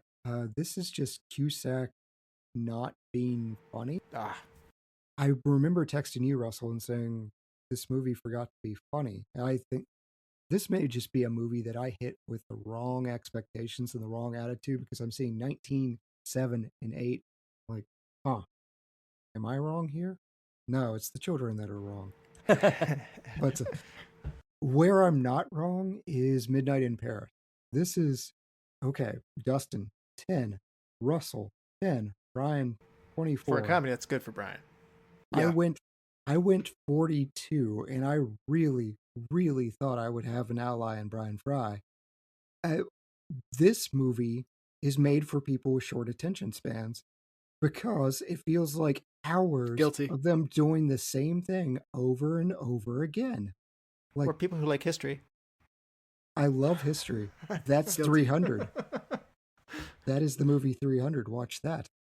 I'm baffled by that. I will never watch that again. I will give Grosse Pointe Blank a second shot. I will never give Midnight in Paris a second shot. Just everything about that movie. I guess Fry with the speakeasy. Like, that should have told me that I'd lose him as an ally. If you set something in a speakeasy, Brian's like, yep, that It's a very chill film. Spokane hipster. It is a chill film. It's a chill film. It's I don't something I want would put chill. on because I want no angst or drama at all. Like it's just like I wish I had an opportunity to do that. Like that would be an awesome thing. Now, granted, I would do 1990s Seattle and not Paris, but whatever. Chad's upset because he would be Martin Sheen in this movie. Just go watch My Neighbor Totoro if you want absolutely no drama. And yes, I am Martin Sheen. I don't I care. like that burn, Russ. I don't care. I will defend this. Again, I'm not saying it's the greatest movie ever. I'm just saying that I watched it and I was like, that was pleasing, that I had no expectations for, and it wasn't disappointing. It wasn't like, it was just a movie that I got to watch and be like, all right, that's nice. Sometimes that's the point, right? Is it just pleasant, right? It was a Jumping around pleasant little time watch. period, and you get a little bit of the like with Cotillard's character. I think is, but you realize that like, what's the quote in it? Right? Is everybody thinks that the past was better, and it happens again, and it happens a second time, and that's where it's like, oh, okay, there is a little bit of a lesson here, but it's not really hammering you over the head with like, this is a lesson movie. It's still a pleasant movie. And I think on that show, because I was on that show, I can't remember if it was the guest. Somebody had said like, "Oh, you must just not like Owen Wilson." That's when I realized like I don't like the Owen Wilson Vince Vaughn. Like I don't like The the duo. stuff that. Oh, I love Yeah, Owen and Wilson. Russell, I know I you love like him. Drillbit Taylor and like I do. I don't like him in Anaconda, but I like him in just about everything else. Well, and that's where I go like the Owen Wilson I like. Like I only like half of Owen Wilson, but the half of Owen Wilson I like is the art house version. And this is a middle of the line art house version of Owen Wilson, not an internship Owen Wilson. That's fair. 'Cause I really enjoy Wedding Crashers, and I enjoy Anaconda. I do not enjoy art house in whatever form, so yeah, I guess that's what's sticking out for me. Maybe, yeah. 300 though is fantastic. I had it as my number 7. I'm sorry. Yep. I don't think you are. I don't think you're sorry. No, I am. I don't want to take your joy. And we shouldn't rehash it, but audience, you should listen to that and and watch. You are a thief of my joy. So I'm just super happy Russell put it at 46 because it takes the heat off my 21. Thank you. I enjoy 300. I don't like the 21 is a perfectly reasonable score. but I feel like if Russ had it at 10, my 21 would look horrific, and I'd be like, no. But no, Yeah. Russ came in at 46, and I'm like, You can count That's on when me. Brian's like, typo. I had a typo. Don't look at me. Right. 46 is how many yards down the pit Russell is. Yeah. What if the AI said I'm aggressively contrarian or rebellious or something? I don't know. You are a Something like that. spike/contrarian. It Yes. said you have opinions. Yes, I have strong opinions. And I'm strong. I don't know what to say. Has a strength and a weakness. Yes.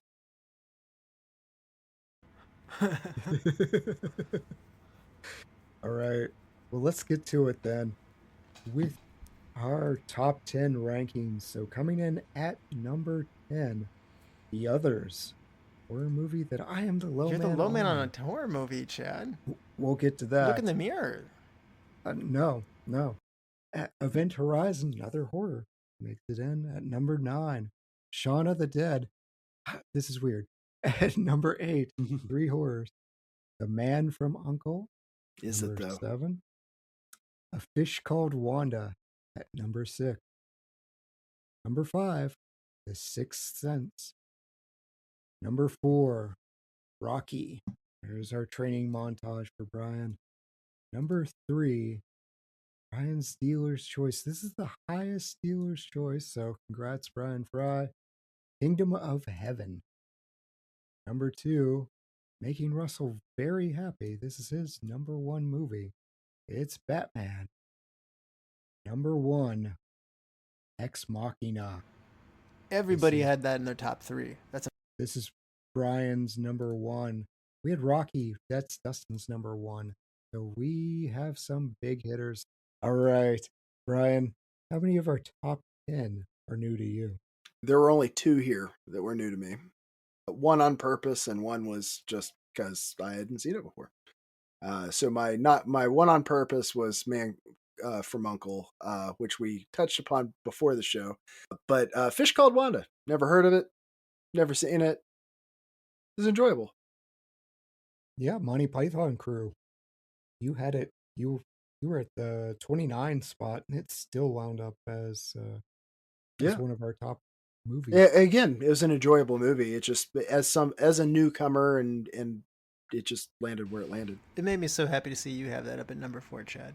I enjoy the Monty Python crew. It's consistent with me. You put 2 people from Monty Python in here, and Jamie Lee Curtis, who she makes me very happy.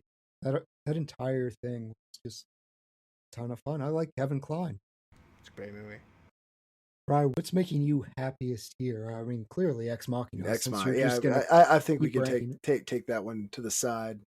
Kingdom of Heaven. I'm glad you all liked it. I truly see it as Ridley Scott's like lost movie. People, remember him as the gladiator guy, and I'm like, yeah, he did other things and other good things. Alien. I was gonna say he's the alien guy also. Well, I just mean in the realm of historical fiction. Excuse me. People remember. He's also the remember Robin Hood guy. I don't know if you want to be remembered to that one or not. But. Well, and again, I enjoyed that well enough. It's not Kingdom of Heaven good, but this is a time period that does not get enough film time. So I was really happy that he tackled it. I saw this in theaters. I feel like everybody either missed it or just didn't care. There was a lot of Orlando Bloom jet lag at this point in time in history. So it was panned. It got terrible reviews.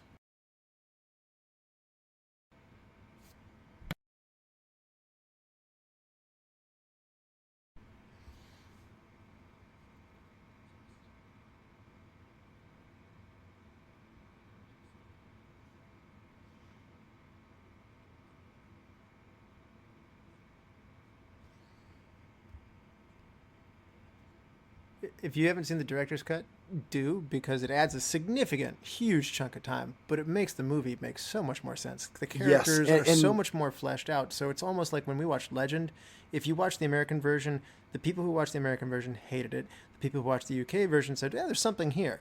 There's a big, stark difference. And this movie is a very interesting conversation point for that, too. It is very true that I don't know how they managed to talk him into cutting out what they cut out. He did so unwillingly. Yeah, and it should have been, because there's some stuff in the director's cut where you're like, oh, that's important. Okay, that makes perfect sense now. And Dustin, I realized it was already a long movie for you, so I'm not like trying to push you into a gargantuan watch, but it's the stuff that was cut out was worth keeping in, and it's kind of a shame. It does have an intermission.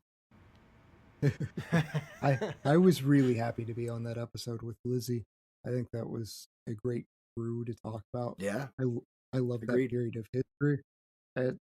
Getting to revisit it. I think I even said on the episode, it was one that I'm glad I did get to revisit, because I was feeling the Orlando Bloom fatigue hard when I saw that movie, and I think I just couldn't take his face anymore.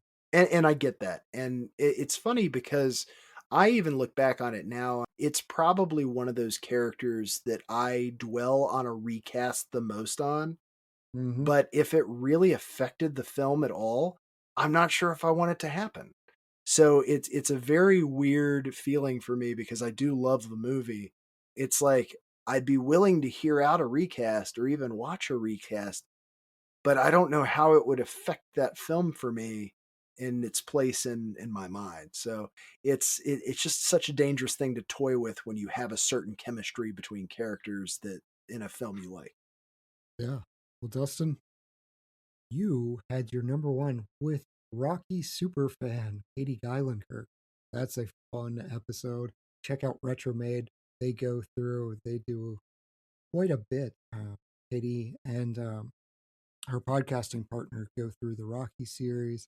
Not on Retromade. Russell, what is her other Rocky feature? One Last Round. Yes, I think. One Last Round. Yeah. But Retromade also covers quite a bit.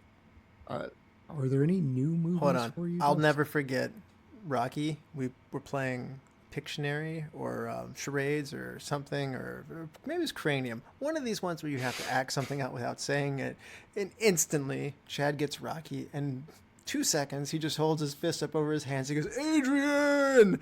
And Yeah, you couldn't say proper you names. can't say things. And it was just, it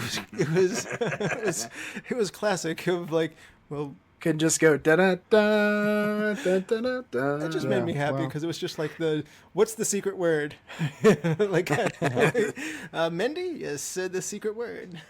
It was about 1 a.m. when we were attempting to do this. So, yeah, in my brain, Adrian was not going to be a proper noun. I don't know why. Sorry, had to. It always makes me happy. So It's a core memory, yeah. Well, Rocky was my number 1 movie. Batman was number 2. Ex Machina was 3. My number 4 was way, way, way down the list. But my number 5 was The Sixth Sense, and my number 6 was The Man from U.N.C.L.E. I was not closest to the true ranking this year, but my top 10 had to have been because I have the most single digits You do. in the top 10. Mm-hmm. I didn't And think you'd go here on Sixth Sense, Dustin, because on the episode when I listened to it, I was surprised to hear you go 5, or see you go 5 here. Because when I heard it, I was like, oh, Dustin didn't think that this aged as well. It's hard to go back to. Yeah, I found the problems with it, but as far as like its experience, and I mean, I'm not going to go so far as to say like it changed film, but it certainly had a huge impact on the entire world of people that watch movies, and it's become a descriptor. The way that you use Kleenex instead of saying tissue, the way that you say Band-Aid instead of bandage, is that if you're talking about a twist, you might say like Sixth Sense style He's a twist. Like, twist. he's a tweet. He's a twist. So like it was a big deal movie when it came out, and that's what I'll hold on to. Batman made me happy. I'm glad you ranked it number 1, Russell. I ranked it number 2. I watched it 3 times, and I wasn't even on that episode, but I watched it just last week because it's fun. Like it is, as you know, I've got superhero movie fatigue. So give me the opposite of that. Give me that Adam West TV show. Give me things that are like well known about like we're gonna have fun with this. I'll never like put my hand up to it. It's like I think instill like it's just great. I will And do Batman Adam West movie with you with the shark repellent and everything. if I'd you love want to do that. I will. Yeah. I am there. You can keep your bat shark repellent in your bat copter. Like I get it.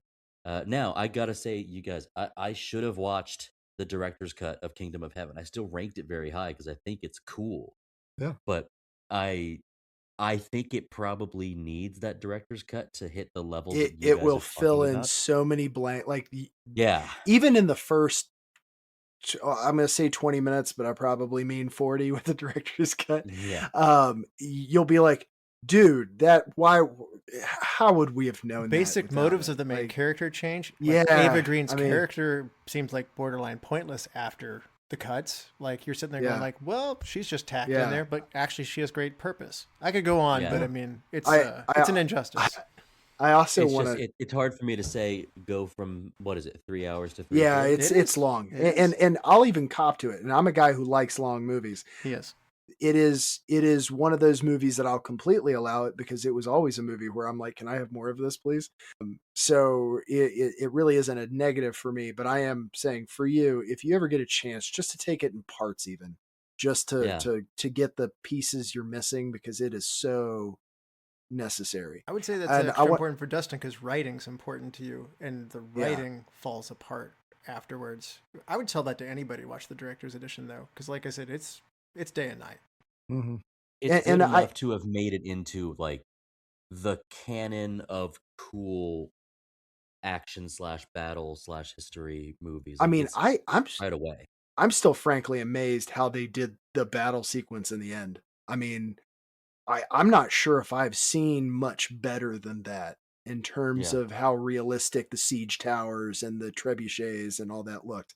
I mean, that was really freaking cool. In a prior year, I was the downer on Braveheart because like it was the 300 effect. Like this Braveheart didn't do it for me. I got done with Kingdom of Heaven and I thought maybe Braveheart just needed to be another 40 minutes longer and it would have really come around for me. Yeah. I will tell you all this. I saw a great reels earlier today, and it was Keaton with the bat signal coming through the window, and it says, I'm going to name my next dog Gotham. So in the middle of the night when my wife hits me and says, Gotham needs you, I can sit up and go, da na na na.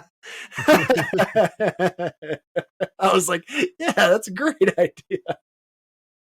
I'm glad to see you had it there at top 5 for you, Brian. Oh, yeah. It's Batman. I thought Chad'd go a little higher than 26. I know on the episode, he came to this way later. He had not seen it, so he comes in with no nostalgia. So Yeah, that really hurt. I saw Batman Returns, but I never saw the original Batman, and I had all the Adam West background, but then really my Batmans were later on. Dude, he was fighting crime and he couldn't turn his head. Yeah, Like that's some I skills. love that. I had a really fun time on the episode. I enjoyed Dan Cook was our guest. He was great. I don't enjoy rapping Joker coming in with a boombox and like his biggest crime is Party defacing man. art. Oh God, You I know, love that. the Prince soundtrack is just not working for me. This is It's one that only I in there a will. little bit. I will admit that that's my least favorite part. There's Just for there's what a it's lot. worth. Favorite part. There's a lot I can't look past, but I will also cop to the fact Russell pointed it out. I saw it as a 41-year-old adult. Like that's not a great time to see this movie. And so it still came in at 26, but I do feel bad. Like I will recognize that. My last thing I want to say about this for the whole section is, do you remember how Russell put, I think it was Spectre, on his top 10 for 2015? And then we all talked about it, and he was like, you know what? There were probably other movies that were better than it, but it's a Bond movie, and I got to put it on there. I think that Batman, objectively, probably shouldn't be top 10 as far as like the things that I would defend about it. But it is I grew up with it, and it matters to me. Yeah. And it will always rank high. And that's unfair to the other movies on the list, but it's Batman. No, I have zero problem with that. I absolutely zero, like no grief whatsoever. I love that you guys. I want to go back in time and get your parents to let you see this at a young age and give you the gift of seeing this at 4 years old. If at any point in time they decide to do a live action Batman Beyond, Oh, I want that so bad. I He's so honestly cool. demand Keaton be Old Man Bruce. Oh, we need this. We Like, really need yeah. this. I've never like felt so strongly about one thing. It's like you've got to have Keaton as Old Man Bruce in That'd a be Batman cool. Beyond live action. There were many things would wrong with enjoy the that. Flash movie, I thought, but he was so awesome in it. And like, I really, what you just said, I don't know who plays Terry McGinnis, but I really want a Batman Beyond, and get Burton, and let's go to town on this. Those are my balloons. Why didn't anybody tell me he had one of those things? Where does he Where get does those he- wonderful toys? Yeah. Yeah, Mhm. love it. God. Party man. We've got to give it at least probably 10, 15 years to let like Keaton go like legit gray. And we also have to get the movie, and I'm a fan. Please understand that I'm a fan. But we've got to get the movie out of the age range where Timothy Chalamet can play him. Like we've got to get him old enough that he is not cast for it. I'm already getting fatigue. We need to push forward. As the Dune guy. I listen, like I said, I'm a fan, but not for this, and I just see it happening, and it's Why like are we doing that to people? Like poor Jennifer Lawrence too. We just said, you know Just what, you're beat going it. to be in 70 movies, and then everyone Chris got Pratt. fatigued. I Yeah. really liked Chris Pratt for so long, and then I'm like, dude, I can't see you in another movie right I think now. in a post-pandemic world, I think movies are playing it extremely cautiously with what they know will bank money and which actors they want to put in there to get people butts in the seats. And I mean, I think you're right. I mean, people can say like, hey, Margot Robbie, Anna Taylor-Joy, Timothy Chalamet. I mean, there's these names that have been proven safe, you know? And we're just in a time Pedro where Pascal Yeah, and everything, exactly. regardless of it making sense. the yeah. movie industry is trying very hard to get back to where it was pre-COVID.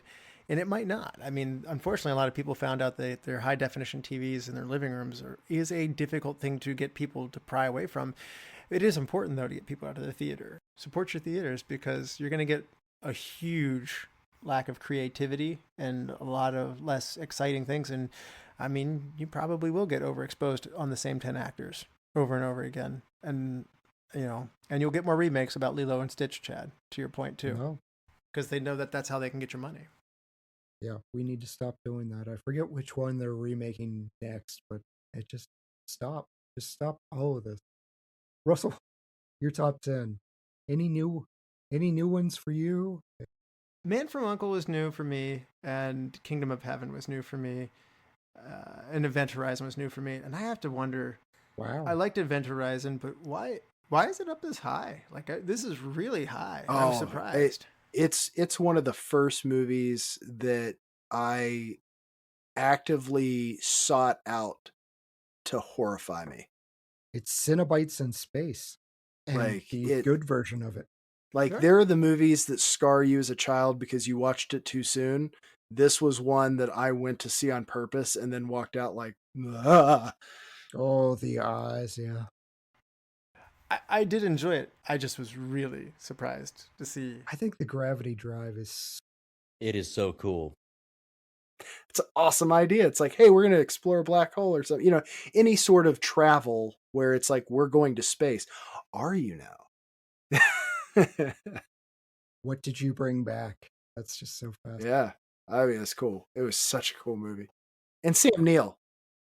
Like, we're coming off of Sam Neill, almost reluctant father figure Jurassic Park. Yeah. And then you throw in this and you're like, what? It was too jarring for me back in the day.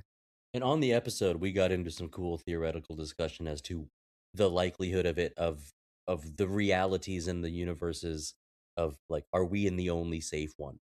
And gosh, the garbled tape or the captain's log that is terrifying, and in the quick cuts of it, it's got so much more than it's so much better than it had any, like, right being. Mhm. Yes. Well, this one went over better for Yes, everybody. yes, yes. I found myself thinking this is good, but I might have just kind of missed this. Not in a 300 way, like this one wasn't for me. I liked it. I just was surprised at how much everybody else liked it. That's all. And I'm really just happy with this top 10. Again, the high movies that we've covered this year. It's been a very, very good year for the show, I would think, in terms of the things that we've covered.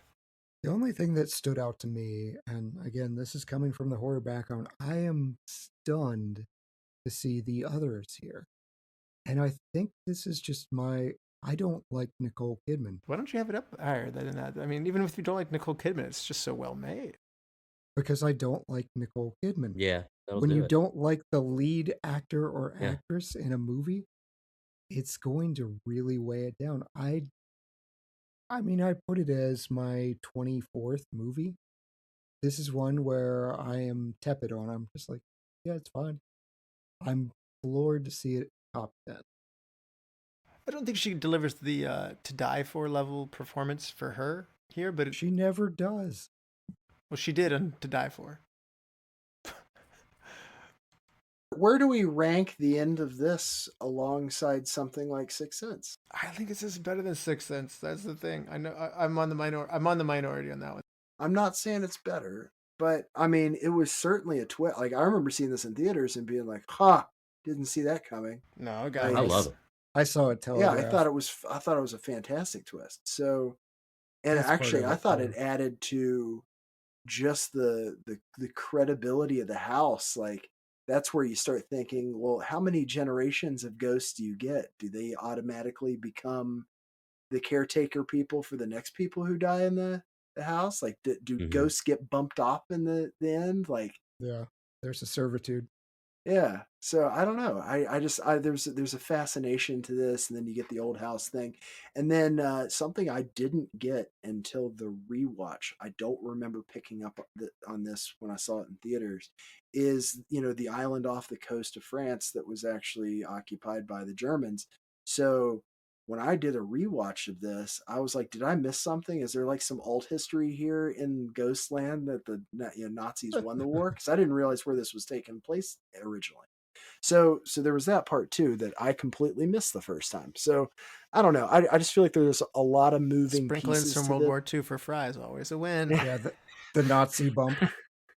But yeah, I'm just saying that there was coming back to it added value. Yeah. Yeah, I mean that's cool. This is just one I scratch my head at. Honestly, when I saw Ex Machina on this list, when I went back through, I was like, yeah, that's gonna be our number one. Will anything unseat it? Nothing was really close. Like Batman, I probably kept it from a closer number two, but really there was no contest. Ex Machina is so interesting. I love that entire concept. That's one I can watch with my wife, and she was up. Like sci-fi is a hard genre, and it's borderline horror. I still would put it in horror, but I understand if you say no. This is just I pure love sci-fi. the Oscar Isaac's character too. It is Yes. like this. That's really a masterclass. This 2012 to 2016 Oscar Isaac time is very good. And I think we're about to get to our next section where we'll be able to bring out like individual awards, but that's a cool role, and you're right. I think none of us expected anything to unseat Ex Machina from what I think is its rightful number one space. Knowing us, I was also kind of Knowing us. expecting us. Like when Fry's like, "Can you give me the list of the movies that we watched this year?" And as I hit copy and paste, and I was like, "Well, I think Ex Machina is going to be number one." Mm-hmm. I mean, there are certain years. Well, guys, I choreographed this. I had it as my number one movie for last year, and it wasn't right. So the only wild card was going to be Dustin, because Dustin will occasionally say, "Yeah, that's going to be number one." So I'm going to make sure it's not number one. And you didn't do that this year. You're I think I only did that once. to the And Matrix. No, 12 Angry Men.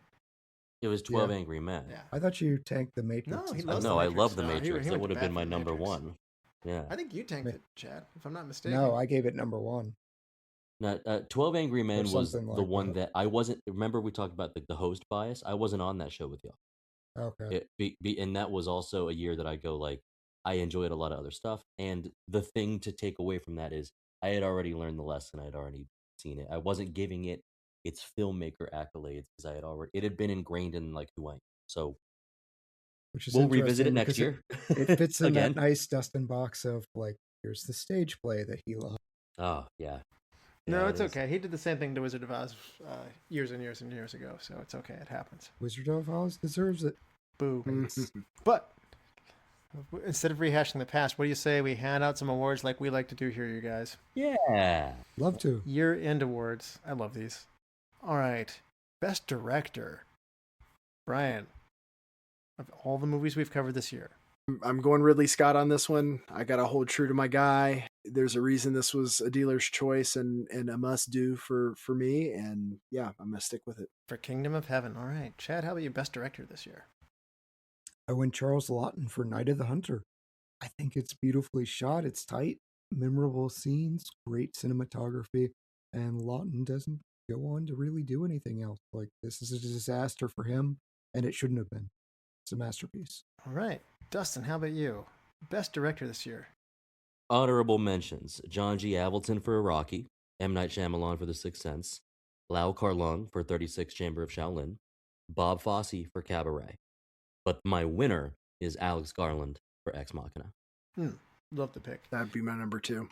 In my honorable mentions, there's a lot of overlap there. I had Night of the Hunter, Ex Machina, Cabaret, and Kingdom of Heaven there. So a lot of overlap with what you guys are saying. And I had Batman at number one. And objectively, I'll say the same thing that Dustin did. Is it literally the best piece of directional work? No, but I also maintain it has changed the entire superhero genre. And it still resonates with me so much. In a weird way, it is my benchmark for, is this a great superhero movie? Fair. Best cast. This is an ensemble cast award, so top to bottom. Bryan. I got a little weird on this one, I admit, and it probably won't hit the way I'd like it to. This also would have been Ex Machina if it had a larger cast, but I Yeah. went gross point blank on this one. Once you get into like the Jeremy Piven character and some of the deeper cuts, even his sister being in it, this is a great cast. The drunken, like peaked in high school guy at the Yeah, at the at I'm the drawing reunion. a complete These are my words. blank. You want to do some I blow? I gotta bring up about that is you brought this up on the show, Russell, but Benny Urquidez, the guy who plays the killer, I wasn't high on his performance in this movie, but after the show, I watched some of his knockouts. Like that guy was a killer. That guy was an absolute killer. I think he retired undefeated. He Ooh, just wasn't a good actor. okay. All right. Now, Chad, how about you? Best acting cast or ensemble cast?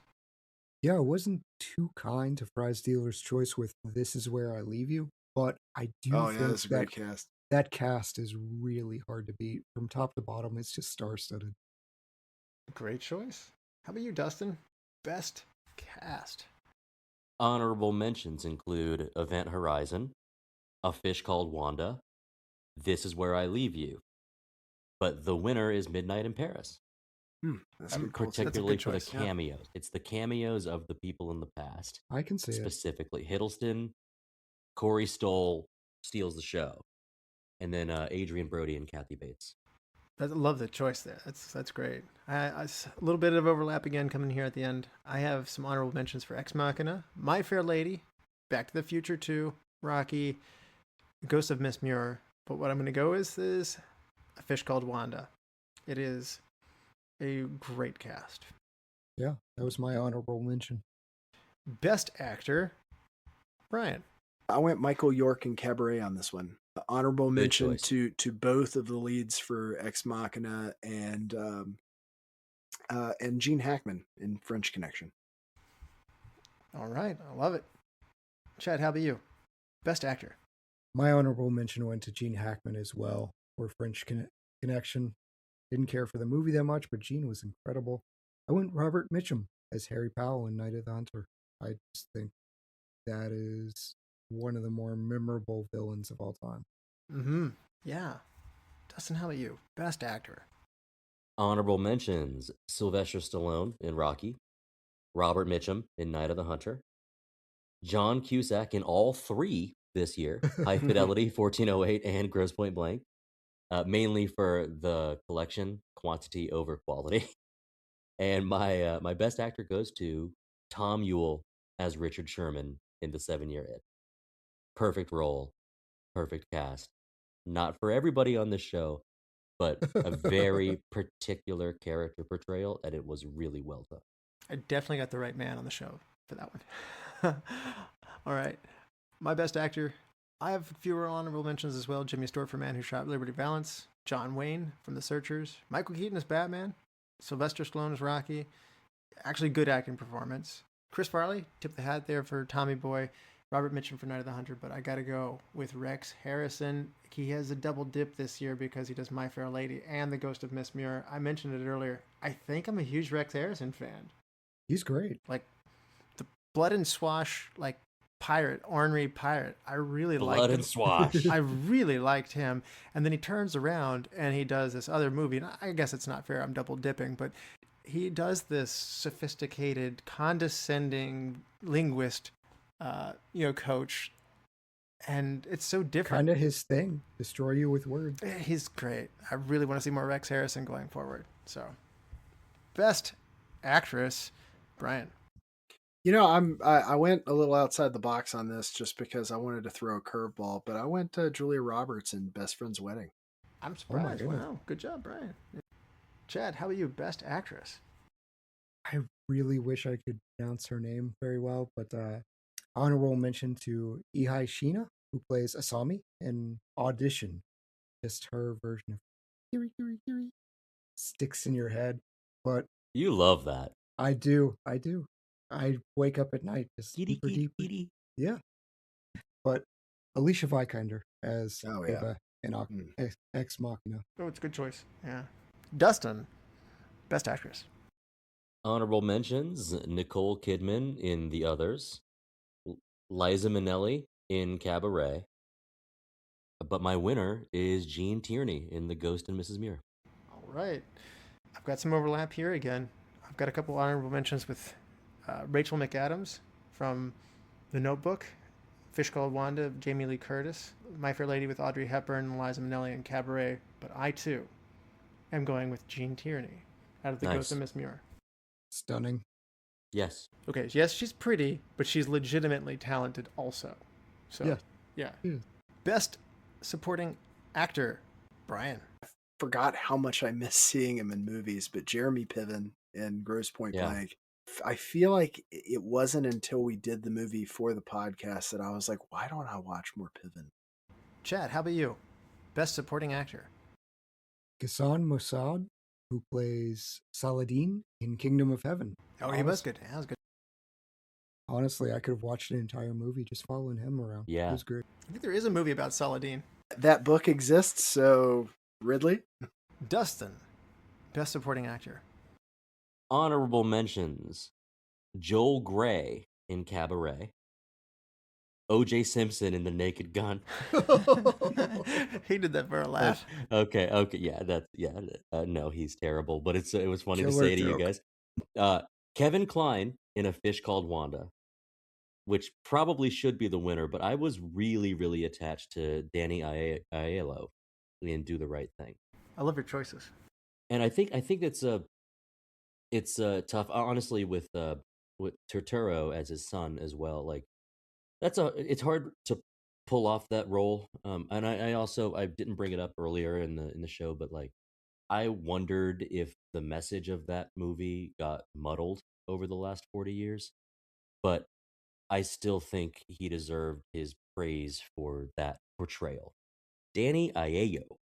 And my best supporting actor, I got a couple of nominees here. David Spade for Tommy Boy as the perfect foil for Chris Farley.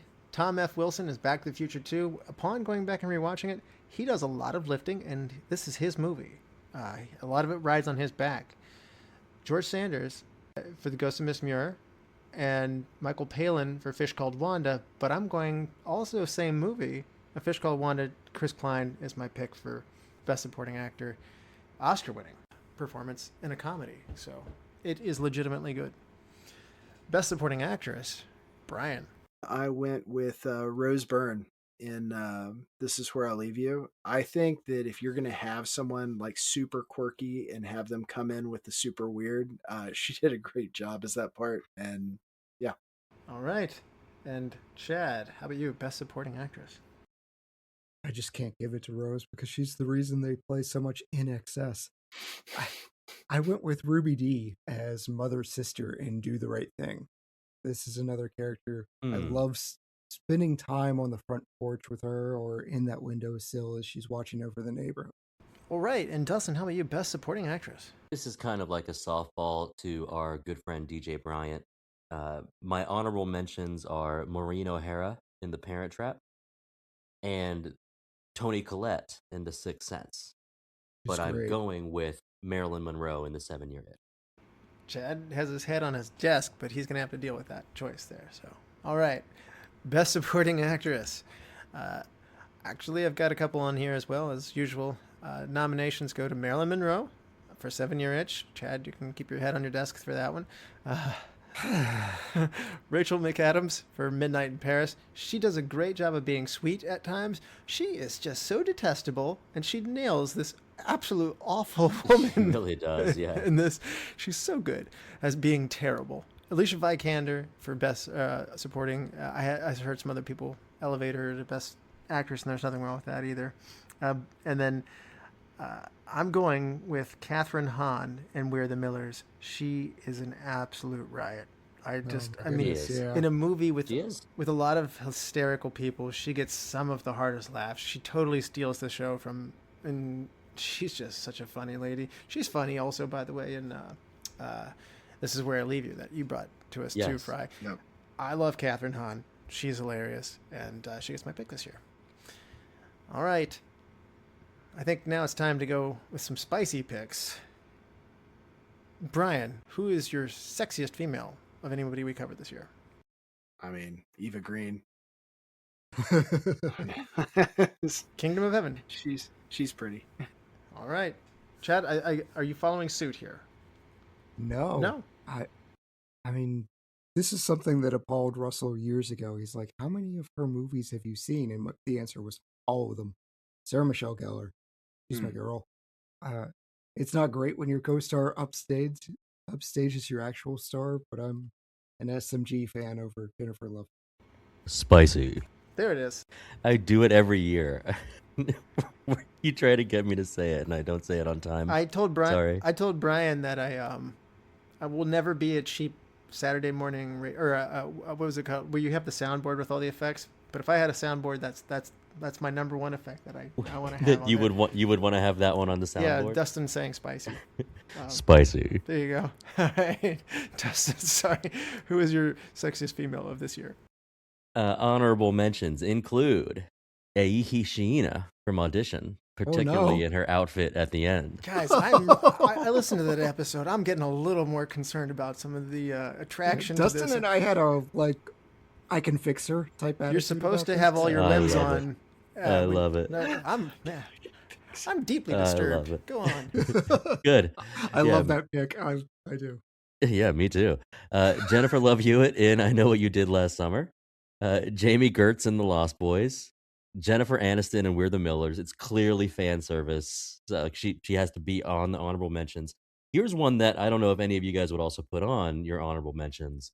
Marguerite Moreau in Queen of the Damned. Queen of the Damned, a bad movie. Marguerite Moreau is a mighty duck. She grew up. She is. I did not know that. In fact, I was thinking about Connie because Jess.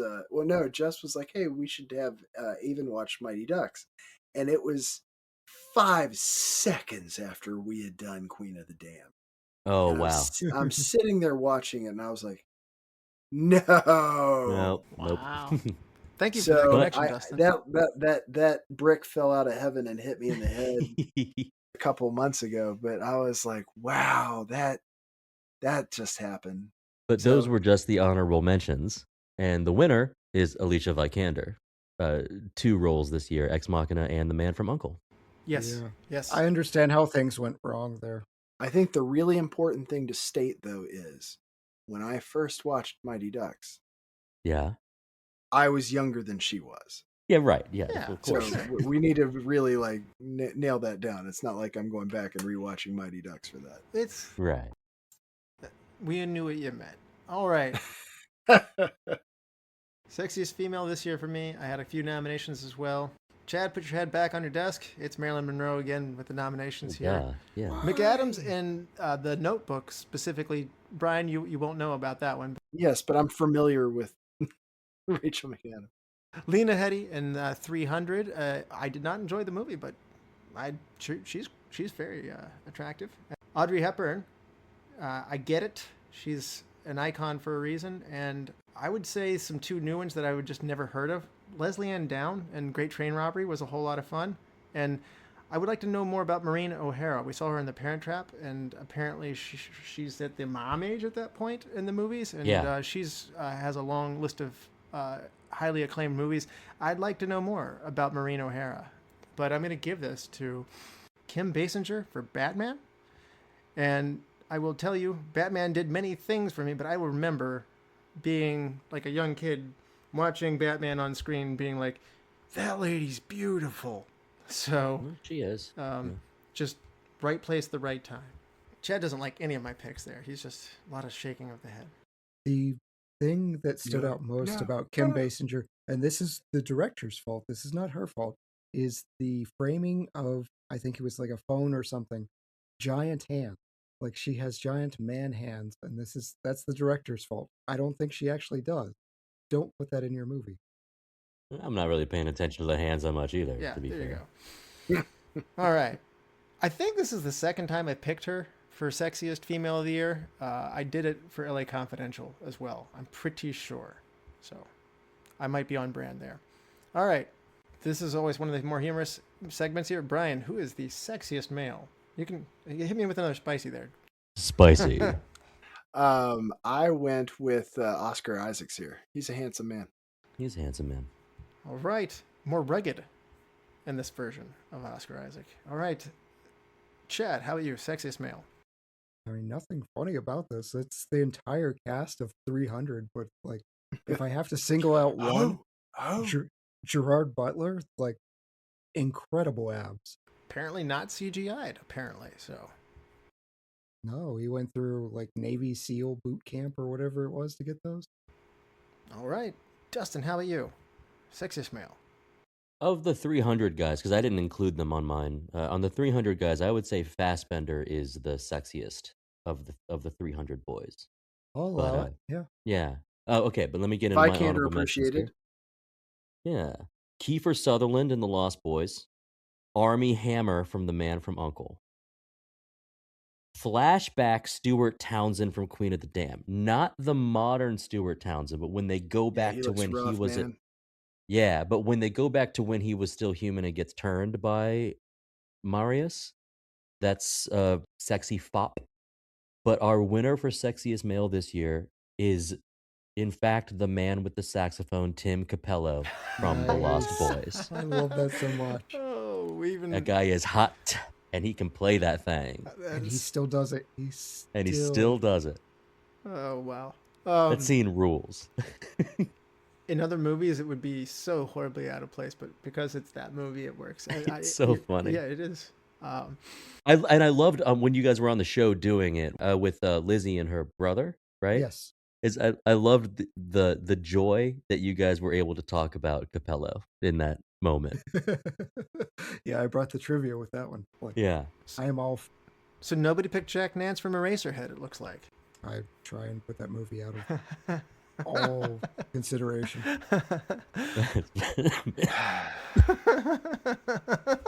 No, I did not pick Jack Nance from Eraserhead. All right. There's a fish in the percolator. All right. My nominees will go to Rupert Everett from My Best Friend's Wedding, Jason Patrick from Lost Boys, James Marsden from The Notebook, and I'm going to go with the other guy from Man from U.N.C.L.E., Henry Cavill. Can't go wrong with Superman. Yeah. And I would say a lot of these, everybody always likes to overpredict who the next Bond will be, and they always pick big name actors, and they'll probably not do that. But this is one of those ones where Henry Cavill's a popular choice right now. After watching Man for U.N.C.L.E., I get it, and he could be Bond. That's a high endorsement. Yeah, for sure. Rage on Brian's end. Do you not like Henry Cavill? I don't like Man from U.N.C.L.E. Oh, He was great in The Witcher, and I really do appreciate Henry Cavill just saying, you know what? I'm going to do nerdy stuff now. I'm going to go do Warhammer 40K. I'm so excited for that. They seem to have a really bad habit of picking people too old to restart the part. That's true. Brosnan, who I love him as Bond, lost steam with the whole age piece. It felt like Daniel Craig literally went from brand new Bond to old man Bond overnight. I just think that they don't. I don't want them to pick someone under the age of 30, but I also don't need them picking someone who's 48. So we need at least a decade, maybe a decade and a half of longevity from this one. So they need to get somebody probably in their early 30s and aim to have them there until their, late 40s. Not Tom Holland. other than Lazenby, that's true. That's you're a right. weird piece too, because I feel like he will look like he's in his early 30s until his 60s. Like, I don't know what it is about Tom Holland, but I totally see him being one of those people that just ages like a Martin Freeman is like that, where I'm like, I Michael know Cera. I know you're in your 50s, but Now, favorite dealer's choice picked by somebody else. Now, if somebody had gone through here and picked out the rankings, we could have figured it out, but let's just spell it out for them. Brian. I went with 36 Chamber. Cheers, Dustin. All Nice. right. Chad, how about you? Favorite dealer's choice picked by somebody else. I'll go honorable mention and throw you a bone because I trashed all your other dealer's choices, but the Ghost and Mrs. Muir were being so unexpected. But my winner was Kingdom of Heaven. Like Brian, I felt like we were close on a lot of things, but we're really diverging on dark comedies. Historical dramas, this is where we can reunite. Mm-hmm. And bonding. All right, Dustin, how about you? Favorite dealer's choice by somebody else? Honorable mentions are This Is Where I Leave You. I like close knit. I like modern family social awkwardness and drama and taboo. I like that a lot. And then opposite of that, the first great train robbery. I kind of, it's weird for me to say this. I kind of can't wait to watch it again. Like I liked that movie, and I liked Sutherland and Connery. It was it was weird. It overperformed in my head. But the winner is a movie that was a 5 star for me. Was The Ghost and Mrs. Muir. All right, wow, okay. And my favorite dealer's choice picked by somebody else was, uh, I will say, Gross Point Blank was what I had rated the highest, but right, and I mean right a shred behind it was Naked Gun. And I love them both. Biggest thrill, Brian, this is your category. I went with Event Horizon here. I'm so happy it made it into the top 10. It's one of those ones that I figured Chad and I would be doing the heavy lifting on. So I'm happy to see multiple nods and hats off to it. I really feel like it's gotten lost in history as one of the most avant garde horror adjacent or combo horror sci-fi movies. I would put it in the same ballpark as Alien easily. All right, yeah. Chad, the Bryan Frye trophy of the biggest thrill, because this is his territory. But what is your biggest thrill? We've got some synergy there. I went Event Horizon. Just when you see that drive, there's very little in all of cinema that can just make me feel like that. I'll nerd out with you, Russell. It's the architecture. Like there's just a vibe in that entire. It's almost like Capri Sun, but that's wavering around Alex Mack. But everything about that is just ominous, and getting to see that the first time is thrilling. I just want to say too, there are other movies that have either attempted to replicate or preceded it in a way to where you could say, okay, some hats off were there. You had the Beryllium Sphere and the Shadow. You had Dark City. You had Sphere with Dustin Hoffman. There are a lot of movies that kind of tried to either play on to it or preceded it in some way. Man, none of them hit like that one though. It does. Biggest thrill, Dustin. Maybe I should go first. No, I'm kidding. Go ahead. You go ahead. Honorable mentions here: Pacific Rim, Gypsy Danger. Gypsy When they Danger. finally use the sword That they forgot. this Conveniently that they forgot they had. Yeah. Italian Job Getaway in the Mini Coopers, I think, is shot creatively.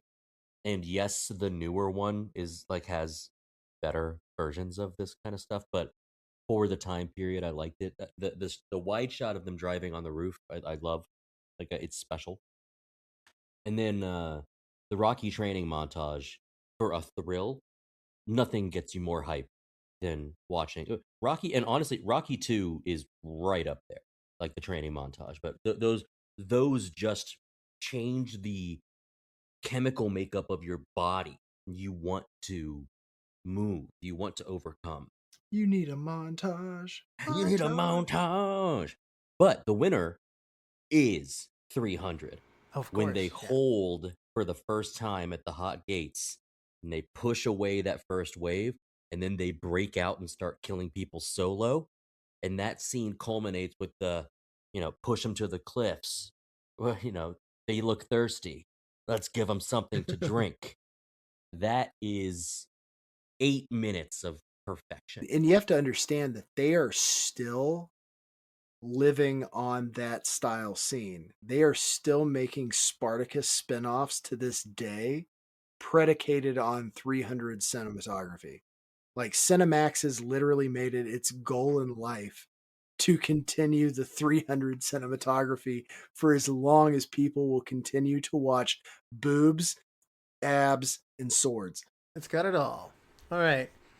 Well, This is where people may throw things at me. I realize this now. I should have gone. Great. I should have gone sooner. I I actually had love initially. that he sets us up like this. I, Yes. Okay. I I'm ready. initially said this got to be Batman, right? But then I actually kind of paused and I sat down and said this movie gets totally by on style and how it works. It's not really delivering the top thrill itself, even though it's despite my rankings. So, actually, my nominees are the Rocky fight with Apollo.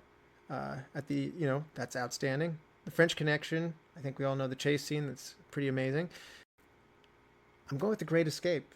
Once they escape, it is very thrilling. When McQueen's got the motorcycle and they're all split up in different ways, could you have maybe edited the movie to be more about what happens outside of the wall? Yeah, you could have. But I think it's pretty hard to deny. Even though you guys were burned out on the slow burn, I still will go to bat and say this movie is thrilling, and I find the end conclusion of this exciting and rewarding, and I'm ducking under my table as I'm finishing my statement.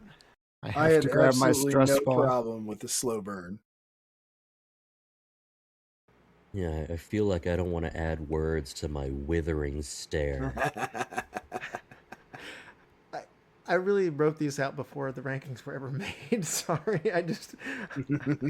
I realized it as soon as we were reading these off. I'm like, oh no. That's I not mean, going to go over my well. biggest thrill was the credits for that movie because it was finally No more perfect words could be said. We watched a whole year's worth of movie, and the biggest thrill was The Great Escape. I feel like this is breaking away all over again, where everybody else absolutely hates it, and I can like Breaking Away had the good graces to end earlier. it. Did. It's not a long movie. It's just all right. I shouldn't have done that. I'm sorry. All right. Now Should the be. Russell Guest Memorial biggest laugh scene. Now that he's been thrown off into the pit for Back liking into the pit with you. Yeah, for liking the Great Back in your Escape. pit. Brian, biggest laugh. I almost convinced myself that it was going to be a couple lines in Grosse Point Blank, but I feel like you've got to go classic on this one with Naked Gun. Now, part of this is because I recently watched the Liam Neeson Naked Gun, and maybe I'm just feeling that nostalgia right now, but I'm looking at my Grosse Point Blank, and I think I have to go Naked Gun. All right, I love it. Dustin's dealer's choice. Chad, how about you? Biggest laugh. Honorable mention for Weird the Miller's the spider bite scene. Makes me a very immature child, but it makes me laugh every time. But my winner's got to be Shaun of the Dead. The bar fight scene, it is completely absurd and it it's- is perfectly choreographed. I knew it. Yeah, I knew that's it before you said it. Dustin, how about you? Biggest laugh. Honorable mentions that Naked Gun is full of them. I think in particular when he says that's how my dad went, and they're talking about the marching band like going over him. Tommy Boy, full of them. 7-Year Itch, the last set of fantasies, I think really makes me laugh. But as far as the actual biggest laugh of the year, it's from The Man from U.N.C.L.E. It's when they're trying to escape the compound, and Henry Cavill's in the truck The eating sandwich that guy's scene. lunch. What? Yeah, the sandwich scene. I think it's so great, and it really sets up like this movie isn't taking itself that seriously, which is nice. I love that. Yes, I like the sandwich scene as well. I had a bunch of. We had a funny year. Honorable mentions go to My Fair Lady teaching Eliza how to speak. Grosse Point Blank. The therapist scene is outstanding. Realize this is me firing you. The Weird the Millers, the spider bite is on this list for me as well, Chad, as well as the Weed Baby. Those were both great. And then Tommy Boy with the bees, as well as the door falling off the chorus. What'd you do? But, What'd you do? Almost made my detailed list. But when Archie and Wanda are about to do it in A Fish Called Wanda, and Otto ends up bailing them out, and his wife comes home and their daughter comes in, and it's such an awkward scene of moving around the room. They used the set really well. The camera's used really well. The full cast is there. It's pretty much cinema gold. That's my biggest laugh. Most heartwarming scene. We're going to make you do this, Brian. It's from This Is Where I Leave You, when he finally can think of one, heartwarming memory about his dad. And it finally, Bateman. yeah, Jason Bateman. I thought that was a really, really good scene in a movie that is full of darkly comedic things. There are a few scenes of real warmth, and that was definitely my favorite. I like it. Chad, how about you? Most heartwarming scene? Lilo and Stitch. Yes. It is where Stitch says that he has found his family. It's little and it's broken. It's still good. Yeah, Oh, that's still good. yeah. Dustin, how about you? Most heartwarming scene? Bleh. Okay, my most heartwarming scene is honorable mentions. The culmination of Rocky isn't heartwarming, but it just No. needs to be said. It's satisfying, but it's not heartwarming. The my best friend's wedding dance with Rupert Everett at the end with the cell phone, I think is cute and heartwarming. My Fair Lady is notably absent of like heartwarmingness, but like there's a feel to it. Like all these things are close, but just the end of the Ghost and Mrs. Muir was like jaw droppingly heartwarming in a way that I didn't expect for a movie from that time. So that's mine. All right. I'm very close to in line with you here, Dustin. My honorable mention is the end of my best friend's wedding. Really good friendship moment that was absolute feel good. Grinch finding out that there's more to Christmas is obviously on there for me for my high rating, and I love it. But I also went with Miss Muir. I've never seen a movie go from me like walking out of the room, like throwing my hands up there and being like, I hate this movie, to like, but it brought it back and saved it. I've never been thrown for an emotional trip quite like that. So I don't want to spoil it. So just don't walk out on this movie is all I'll say. Most spicy scene. Spicy. Brian. Bad Santa. I, You know the one I'm talking about? I know. Yeah. Yeah. It's she has the thing for Santa types. Lauren Graham and Billy Bob Thornton. All right. Chad. Most spicy scene. Honorable mention to the Naked Gun, Safe Sex. That is very spicy. But you know That's what? really good. My winner is Ghost and Mrs. Muir from 1947. Ooh. I really, the number of innuendos just impressed me. Like, this is one of those things, Russell's going to hate this comparison, but Killer Clowns from Outer Space, as you kind of think, this is going to stop being funny. They're going to run out of clown-related horror jokes, and they don't, and it never stops being funny. No. It never stops being funny that he comes up with sea-related innuendos for her. So, very spicy. All right. Dustin, how are you? Most spicy. Honorable mentions include Queen of the Damned has quite a bit of spice, but it's overindulgent on its own vibe, so that makes it notably unsexy. Ex Machina has a sexy dance scene, which is fun because Oscar Isaac joins in on it, which I think is kind of a little comedy relief.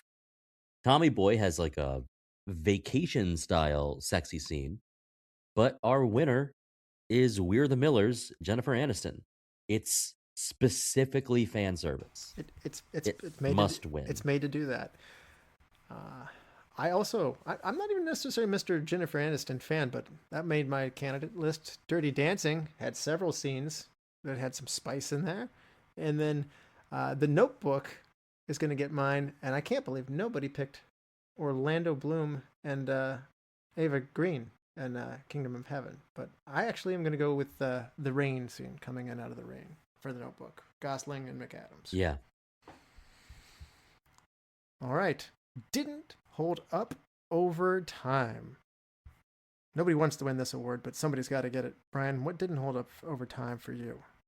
I'm not sure if it held up in the first place, but I went Queen of the Damned on this one. That's fair. Time certainly hasn't helped it at all. That's fair. Chad, how about you? Didn't hold up. Honorable mention to Back to the Future 2. I feel like The fact that a narcissist like Biff could ever become an important leader has absolutely no basis in reality, and people would see right through that, right? Like, there's no way we would elect that type of person. But the winner it's got to be Bad Santa. Like 100%, it is Bad Santa. You cannot say nearly half the stuff they say in that movie, and it's And that's pretty why Brian jarring. loves it. I'm gonna say that. I mean, you can still watch it though. it happened in its time. You can't. Yeah, but it's just something that I'm saying, like, you can't do now. You Oh can. yeah. I mean, it's in a very specific niche of comedies where you watch it now and you're like, ooh, this would get burned at the stake Yep. twice. The ashes would get scooped up, put in another human being, like human centipede style, and then burned again. Speaking of Human Centipede, look forward to our episode in 2026. And he lays it up. All right. Well, didn't hold up over time. Dustin. Queen of the Damned has already been mentioned. High Fidelity, only because I think the fourth wall breaking doesn't hold up for me. Ouch. The Searchers, I think I understand why we ranked Liberty Valance over The Searchers, but for me, it's The French Connection. I don't think it holds up, and I think it's overrated. I thought Chad was actually going that direction specifically based on his rankings. I'm not as frustrated. Like, I forgot that was ranked as the number one Western of all time, but our guest, Matt Glidden, even said, he's like, this isn't the John Wayne movie I would want to present to you.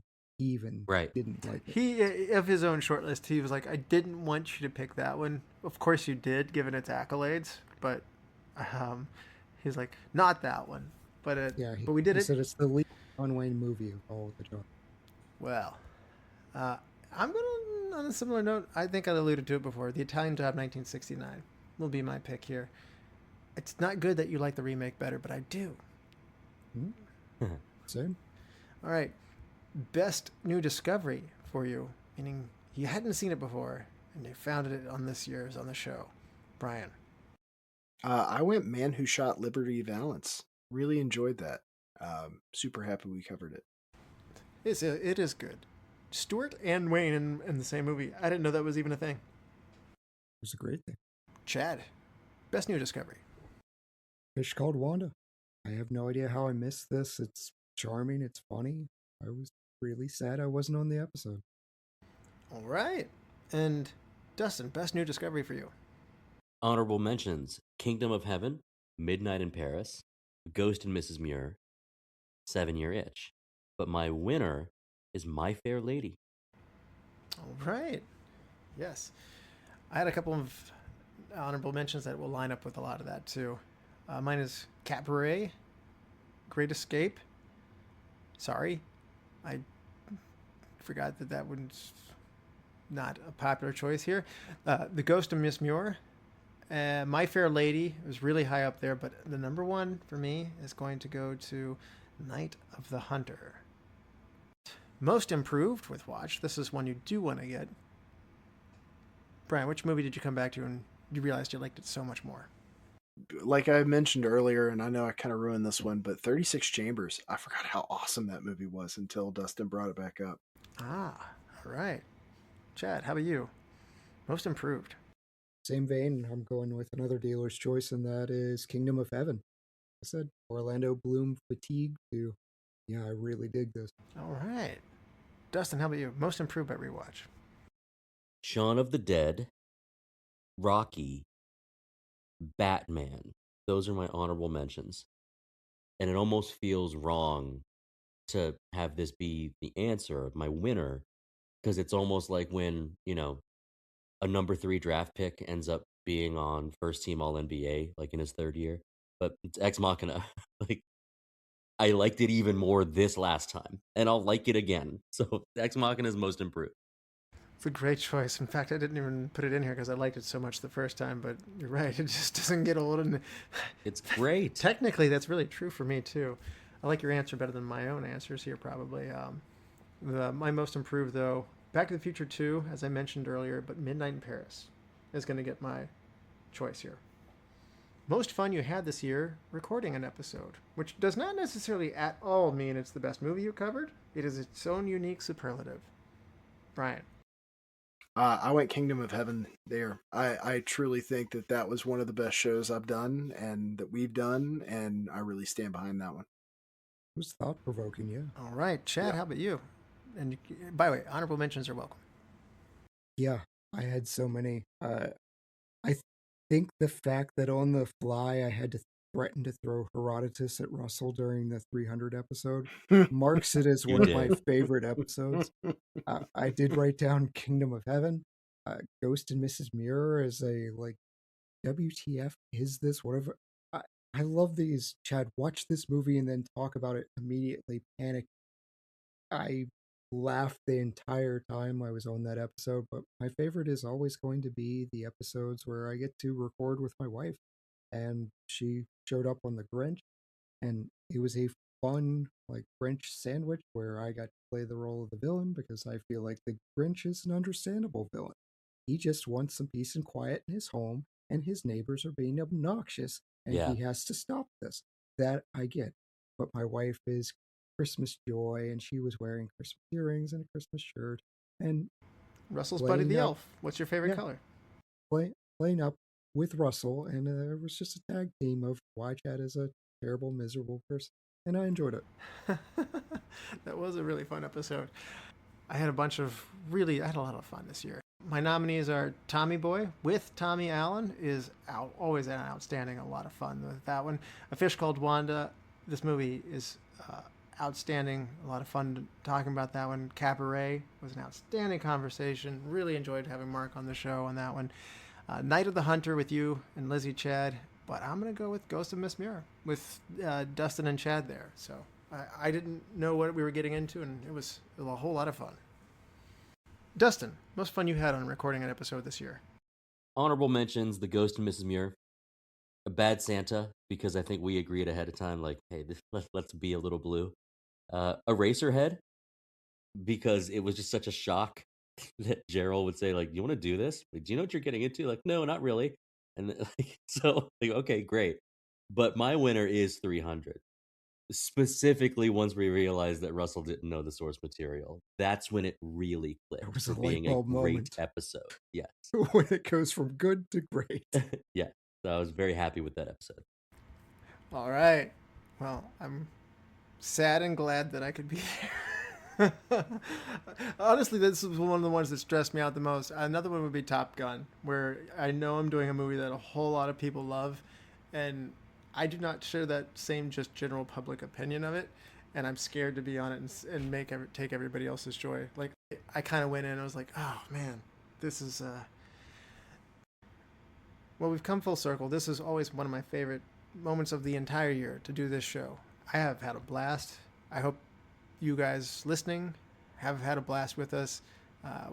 All of 2025, watching all of these old movies, discovering some of them, finding out about them, and sharing them with us. I really enjoy doing this. We've been doing this. We're now going into our 9th season, and I look back on it now. We've been doing this enough. I'm getting nostalgic here. I really enjoy doing this. My life has gotten so much busier, and something I genuinely look forward to each week. And when I watch a movie, to text and to share and to say all that with you guys and with the audience out there. So just thank you, everybody, so much. It's been wonderful.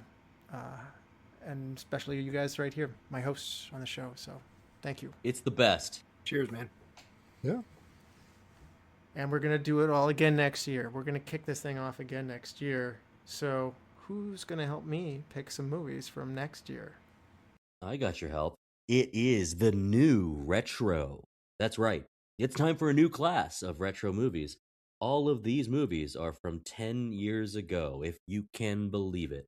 Option number 1 from 2016, Suicide Squad.